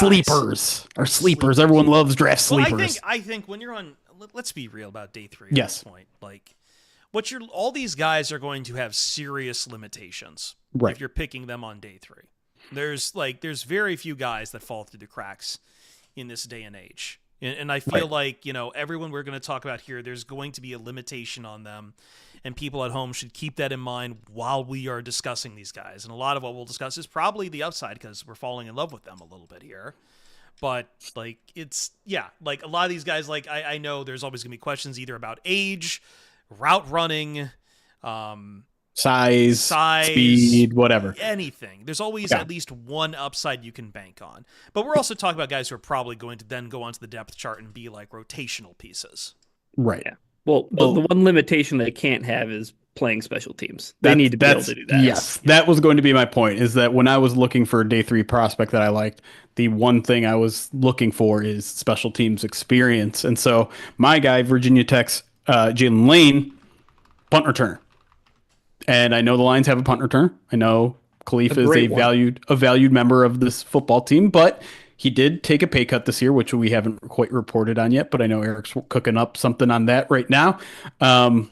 He is in the final year of his contract. He is about to be 31 before the season starts. And so Jalen Lane is a guy who had 24 punt returns last year for an average of over 10 yards per return, 248 total yards. He had a touchdown this year. He had a touchdown when he did it in 2021 with Middle Tennessee. Watched a couple interviews of the guy. Seems like a very high character, smart player. 4.34. So I think that was the third fastest at the NFL Combine this week. So he's got the size. He's got the speed. He's got the production.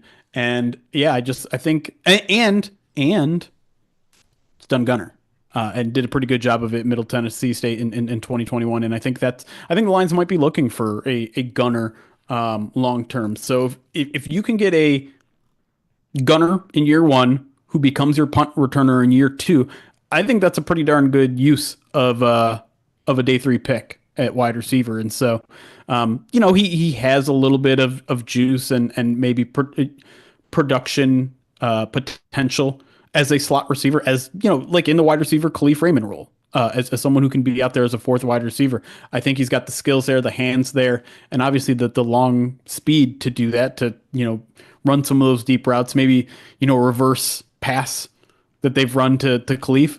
I think Jalen would be a perfect guy for a route like that. But again, I think you're looking more as a punt returner gunner type situation, and Jalen Lane has success at both of that positions in college, and so I would love to throw a fifth or sixth round pick his way.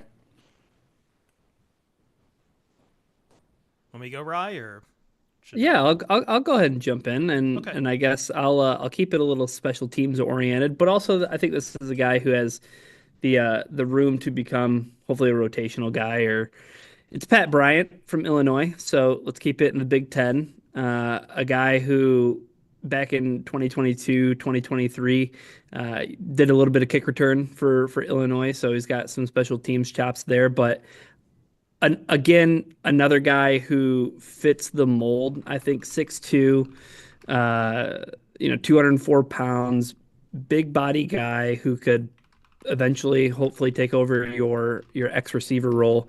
But he is the like go up and get it guy that I don't think the Lions really have in the red zone, so to speak. Um, it's always more so been like scheming guys open, right? Like it's like Laporta in the back of the end zone for something, or Josh Reynolds or JMO, or Amon-Ra runs a really good route, and but funny enough, that Packers game, I keep going back to that Packers game where I think that was maybe Jared Goff's best throw and one of Amon-Ra's best catches. It was Uh, nuts. yeah, but Bryant, I think like while I mean he ran like a 4.61, so it's not like crazy speed or anything, so he doesn't have quite the athletic chops to make him a guy who's going to be quote unquote like a difference maker, but there's a lot of reports about him like showing like a lot of good nuance in terms of route running, in terms of his releases off the line of scrimmage, and just him being like a plus blocker in space. So I think you have a guy who is big, has strong hands, can go up and make catches, has some special teams chops, but he fits the mold. And on day three, again, this is a really weird time for the Lions because while their day three picks are pick number 130 in the fourth round, and then they don't pick again until 196 in the sixth round. So it's a bit of a strange draft, and I guess that's why it brings me back to, man, I would love for the Lions to trade out of 28. It'd be cool if the Lions could trade out of 28. If a guy and but that's the thing, Chris, is I don't have any doubt that like Brad Holmes would easily make that decision and be prepared for that, because I think think back to other drafts. They have a bucket of guys that are first round picks, and if one of their quote unquote first round picks is not there at 28, I think that Brad Holmes has enough guys probably on his board that he could slip back and add picks, and whether it's for this year or for future years, Yeah. no issue we've with been that. we've watched them be very productive on day two. We've watched them be very productive on day two, and as you say, there's gaps in the day three strategy that they should probably pick up some picks so they can fill those. Because like I know my guy, I know he's been projected around like early fifth round or so. And I think my guy's the only guy in day three that doesn't have special teams chops, but he's an extremely interesting case in his background, and that would be Nick Nash from San Jose State, the first Sorry, let me try this again. The first ever All-America first team player from San Jose State. He's the first San Jose State football player to be named Sporting News All-American, FWAA All-American, AP All-American, Walter Campbell All-American, AFCA All-American in the same season, because he went absolutely nuts in 2024, racking up, let me just check that out here, 104 receptions, 1,382 yards, 16 touchdowns, and I haven't, he got recruited to play quarterback at San Jose State. And he was a quarterback up until 2022 in reserve until he converted to wide receiver. And then last year just went completely just nuts. Absolutely nuts. He's a 6-year senior, prototypical like small school kind of guy, 6'2 and a half, 203 pounds. So he's going to fit into the slot receiver role. There's some questions about whether or not you could use his quarterback experience for Jeremy's favorite kind of stuff, which are gadget plays. But there's also a lot of knocks on his plays as well about he's got to expand the route tree that he has. He's really, I mean, again, this is kind of it's not the position he grew up playing. Right. But it's one that he's shown a lot of promise in the last couple of years where he was playing receiver for San Jose State, and just a very competitive guy. He's going to catch the ball away from his body, and like already kind of technically well versed, but because of limitations and because of his age, he's as I said, he's gonna be 25 before the season starts. This is kind of a those are going to be limitations, but I think that's what puts him down, Jeremy, into day 3 Right. and away from. That's why I say a lot of these guys are going to have knocks and limitations, and for a Yep. lot of that, for Nash, it's you've had basically 2, maybe 1.5 really good years. The potential is there, the background is intriguing, but it's a small school, and you're old. Right. I mean, it almost feels like a Hendon Hooker type of pick where it's like there's going to be a lot of development needed here, but he's already 25. And so, how long is that runway for an NFL career where he can find, like, he's finally used to the NFL position and he's young enough to last in the NFL before some of those physical attributes decline to an outside the NFL level. But I mean, he's going to be one of the more fascinating cases, I think, in the draft to wherever he goes, because he is going to have that ticking clock, but the production is insane. 100 catches in any NCAA season is just ridiculous. And yeah, I mean, I think the transition so far has gone well at the wide receiver position, but there are going to be a ton of nuances that he's going to have to learn at the next level, and so you just hope you have a really good position coach. And I think the Lions have a guy that they're pretty comfortable in, even though he's no longer coaching the running backs. He's a wide receiver coach in Scotty Montgomery. It would be interesting to see a guy like that in Scotty Montgomery's hands and see what he can do with him.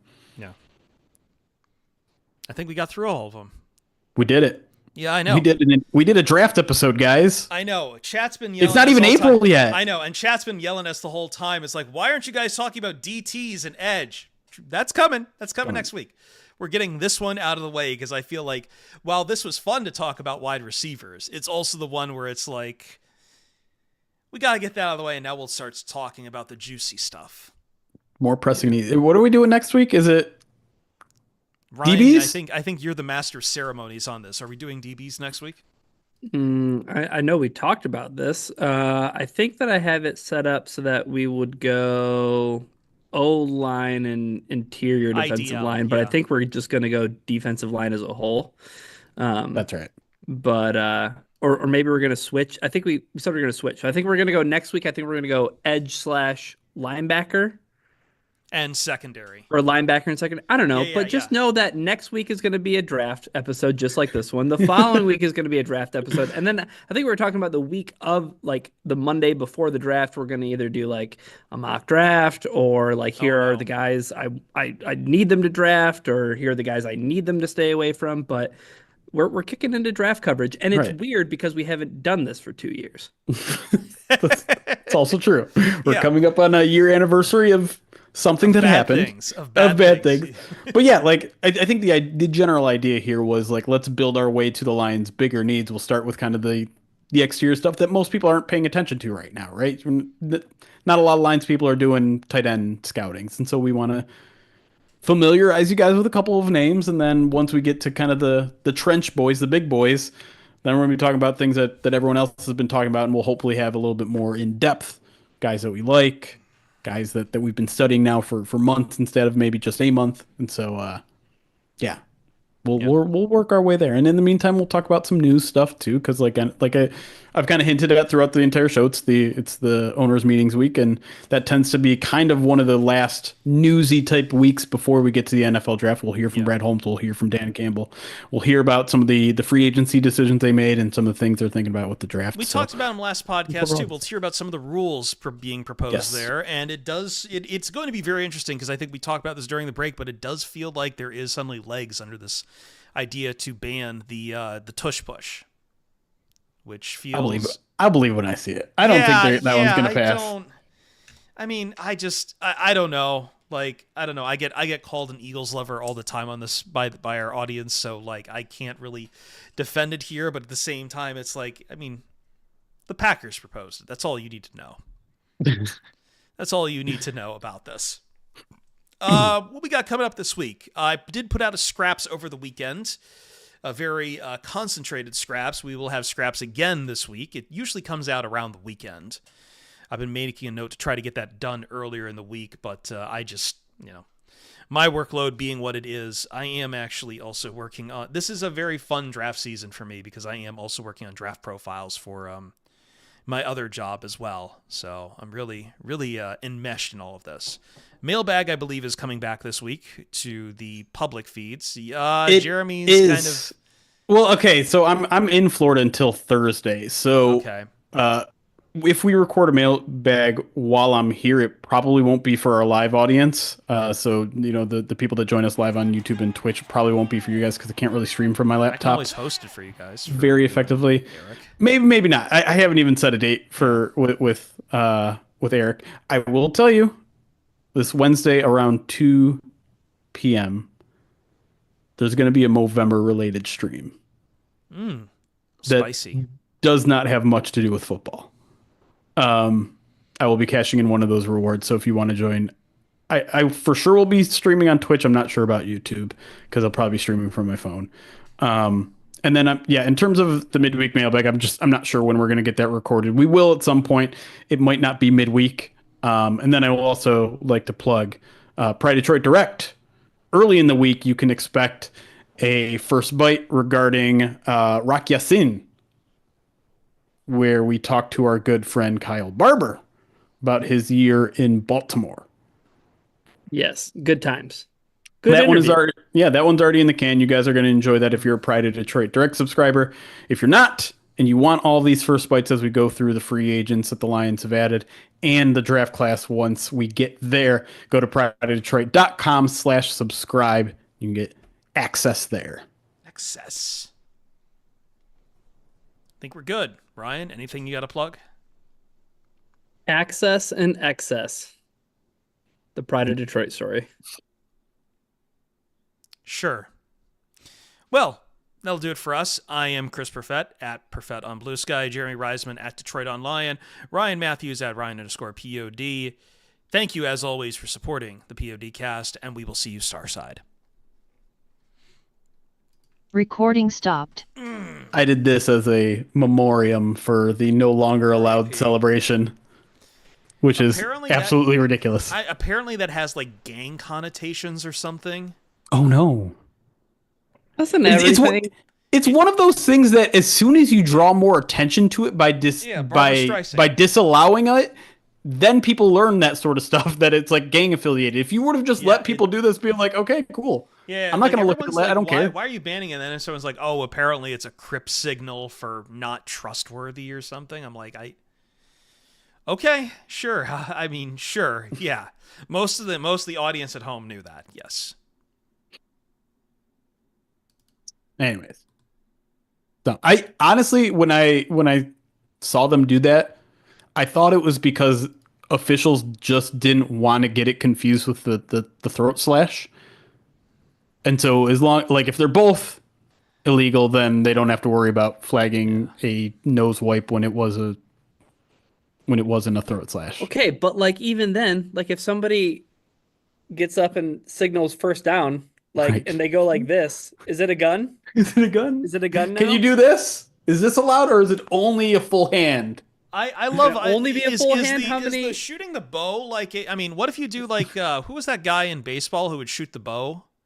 Well, it used to be Roy Williams. That used to be the Roy Williams celebration. But like who's using Brandon Cooks always did it too. Like archery is like something you have to worry about in the streets right now.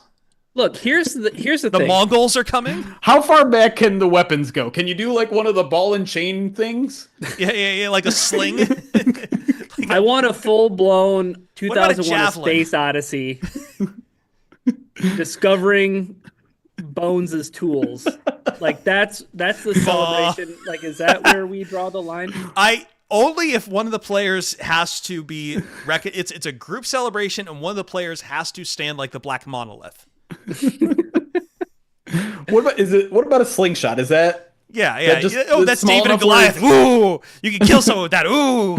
Here's the easiest way you can deliver it to the players, right? When they get onboarded and these are the celebrations you can do and these are the celebrations you can't do, you just show them the guy from Ferris State who pulled the gun out Right. in the back of the end zone, The execution. aimed it and shot it, or No. the defensive end who like got up and was like, Unloaded the clip on a guy. yeah, No. I've got a better idea. South Carolina guy, I think. To show them what you absolutely cannot do, you've got to show them the clip from the opening scene from The Last Boy Scout. Yeah. That's who Vikings fans think Kirby Joseph is. just pulling out a 9mm and killing people. Just ain't life a bitch. What's like the most innocuous weapon that you could try to get away with? I don't want to Or go like- with innocuous. I want to go with like esoteric. Like, Yeah. I'm doing a celebration that's like the prismatic bladed club that the Aztecs used to use.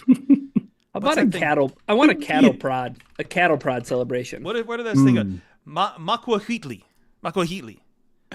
They're like clubs, but they've got like obsidian jagged teeth on them. Honestly, I think Skeeter's onto something with a guillotine celebration. You have a guy laying down, you have someone just like pull a shoe, and then like the guy's helmet, you like make the helmet go flying. You need La Marseillaise playing while that's happening too. Dun dun dun dun dun dun dun. Just really get into the revolution. Helmet coming off though is a problem, right? On the field. Oh yeah, shoot. Oh, what about How some else ninja can weapons? you do that? Have the ball be the head instead. Like somebody like pushes the ball out.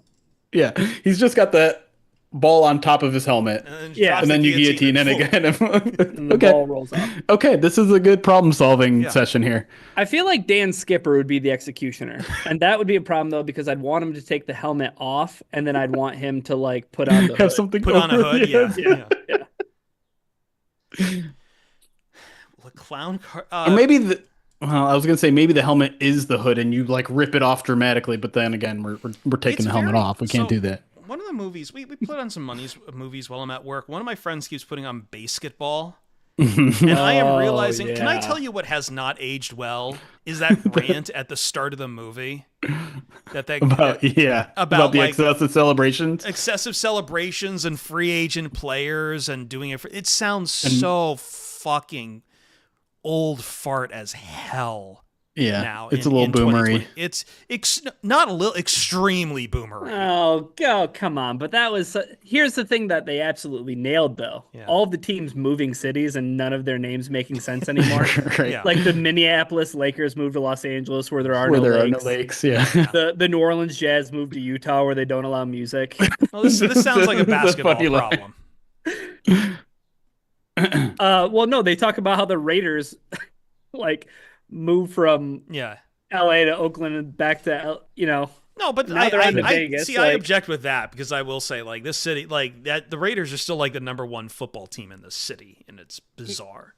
Yeah, dude, I was trying to put together some history with Walt though over the weekend, because I was trying to explain to him who the New Orleans Pelicans are and who the Charlotte Hornets are. Yeah. Because he was like, well, like, who's going to end up drafting Cooper Flagg? And I was like, I don't know. It could be a number of teams, right? Because of the lottery. But he was like, the Charlotte Hornets. Do the Charlotte Hornets. Like, and I was like, well, they're not the Charlotte Hornets. They're the Charlotte Bobcats. And they got the Hornets name back from the New Orleans Pelicans. Right. who It's are kind of a actually Browns the situation. original Charlotte Hornets. Yeah, it's like and a that's- Browns. It's like a Browns situation, but in the case of the NFL, they let them keep all the Browns history, rather Right. than assigning it to Baltimore. And Baltimore ends up going to Indianapolis in the dead. Now I love football history for that stuff. It's very funny. So I think I've been telling you I've been watching Celtic City. I'm like 2 episodes behind now. I really got to catch up. But there's a bit of a shot moment for me when they name drop in the first episode the St. Louis Hawks. And I'm realizing like they're basically just Like Bob Pettit. What? Bob Pettit. Yeah, well, like they're talking about the St. Louis Hawks as like the all-white team, and I'm like, realizing that this is the same franchise that now is in Atlanta, which is What does that mean, Chris? they're in a city that is anything but predominantly white. Hey, you know when I realized that Utah had a hockey team called the Hockey Club? Like 2 weeks ago when the Red Wings played them. When did that happen? That happened this year? Yeah. And I'm assuming they're Phoenix the Arizona Coyotes used to be? Can we stop doing shitty Phoenix, name proposals Arizona. can we stop doing shitty name proposals for hockey teams? Well, Like, so that was the thing, though, Jeremy. They went back and forth between being the Phoenix and Arizona Coyotes. Like, Right. what are we doing? All the What's the time, yeah. difference here? What are we going? Well, what's I think my happening? favorite is still the Angels, which, like, you had a perfectly good name in the California Angels. Right. And then someone it became- decided to change it to Anaheim. Angels of Anaheim. Well, first it was the Anaheim Angels, where nobody gives a damn about Anaheim. And then I think recognizing this, the owners then trying to co-opt, and they became the Los Angeles Angels of Anaheim, which I remember a very good video way back. It's like, who the fuck are you fooling? Anaheim and LA are nowhere close to each other. I do like alliteration, though. Anaheim Angels. California, but like I also like the old California Angels look, the logo, the CA, like that was cool. But It's kind of nice though that they're if they were the California Angels, that their abbreviation is like CA. state too. the state's the state Yeah. abbreviation, yeah. It would make those hats look better. I think I've gone against alliteration because I feel like in the 2000s, Jeremy, when we were getting a lot of renamed teams, alliteration was kind of the rage. And it kind of left us with some really bad. Every time I hear people try to propose new teams now, the alliteration is just awful. You know what? I blame Fortnite. Every single landing spot is alliterative. Alliteration? Yeah, because it's for children. Yeah.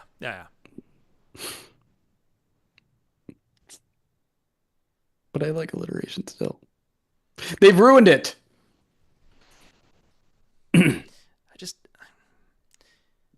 I mean, at the very least, they're not going to call them Yetis. Like, I cannot stand this idea. It's like, hey, we're gonna start naming every hockey team like rides at Busch Gardens.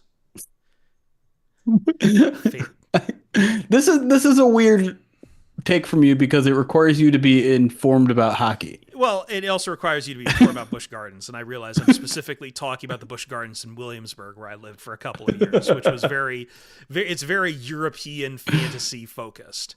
But yeah, no, Kraken, and then they were going to call them Yeti. I like Kraken. But like we're talking about fantasy creatures as like hockey teams' name, and also in the same league where you've had like a team literally just named Canadians. Yeah, that's boring. It's ancient. It's an old club. Yeah, all old club names. Like, back in the day, there was only two names. It's either calling yourself the Americans, the Bean Eaters, Canadians, boring stuff, or using like Warriors. And what you meant by Warriors is like Native American right. caricatures. Problematic stuff. Yeah, those were the only two things back in the day. But also, Well, those are the ones that had history. Not to hit you too close to home, but leprechauns aren't real either, just so you know. As you watch Celtics, they're not called the Leprechauns, though. Notre Dame is not called the Leprechauns. But their mascot is a leprechaun. I know. Well, what other thing would you like to use? They also use a four-leaf clover.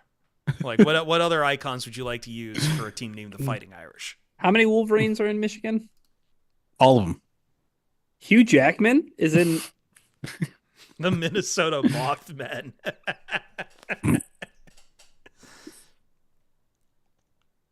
All right, I hate to do this to you guys, but I got to bounce. No, that's fine. I wish I'd record that part, but I think we're good here. You're not leaving, I'm leaving.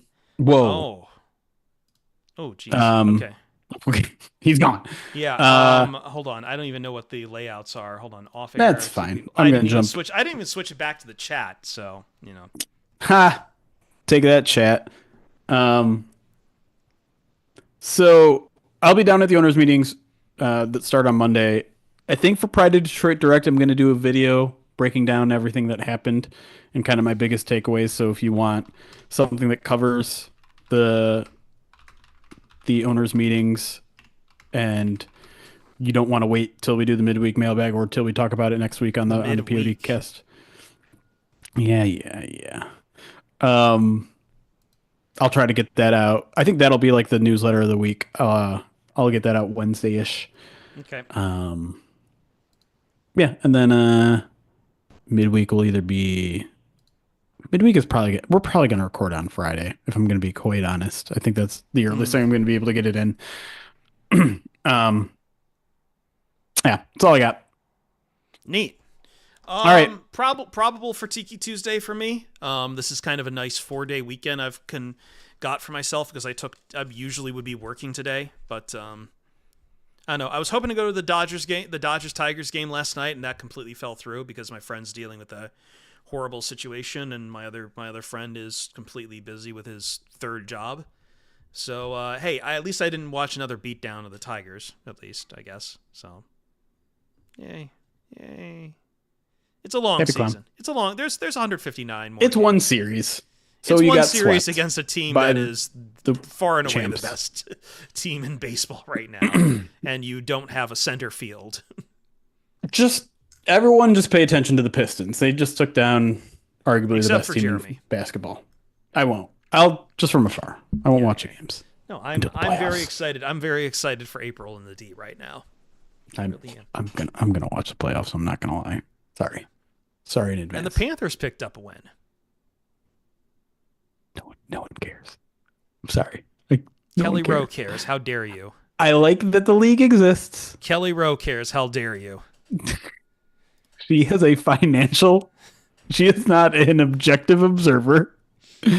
She has a job. She is employed by the UFL. By the way, speaking of more teams here, I've got this reversed. Yeah, they're coming. And good for her to be clear. Yeah, that's awesome. It's a cool job to have. But it's going to take a little more to get me excited about the UFL. When the USL eventually brings in promotion relegation and destroys the MLS, will you care about Detroit City? Nope. I doubt that, but we'll see. Mr. Tennis. All right. I am heading out. All right. I'm going Chat to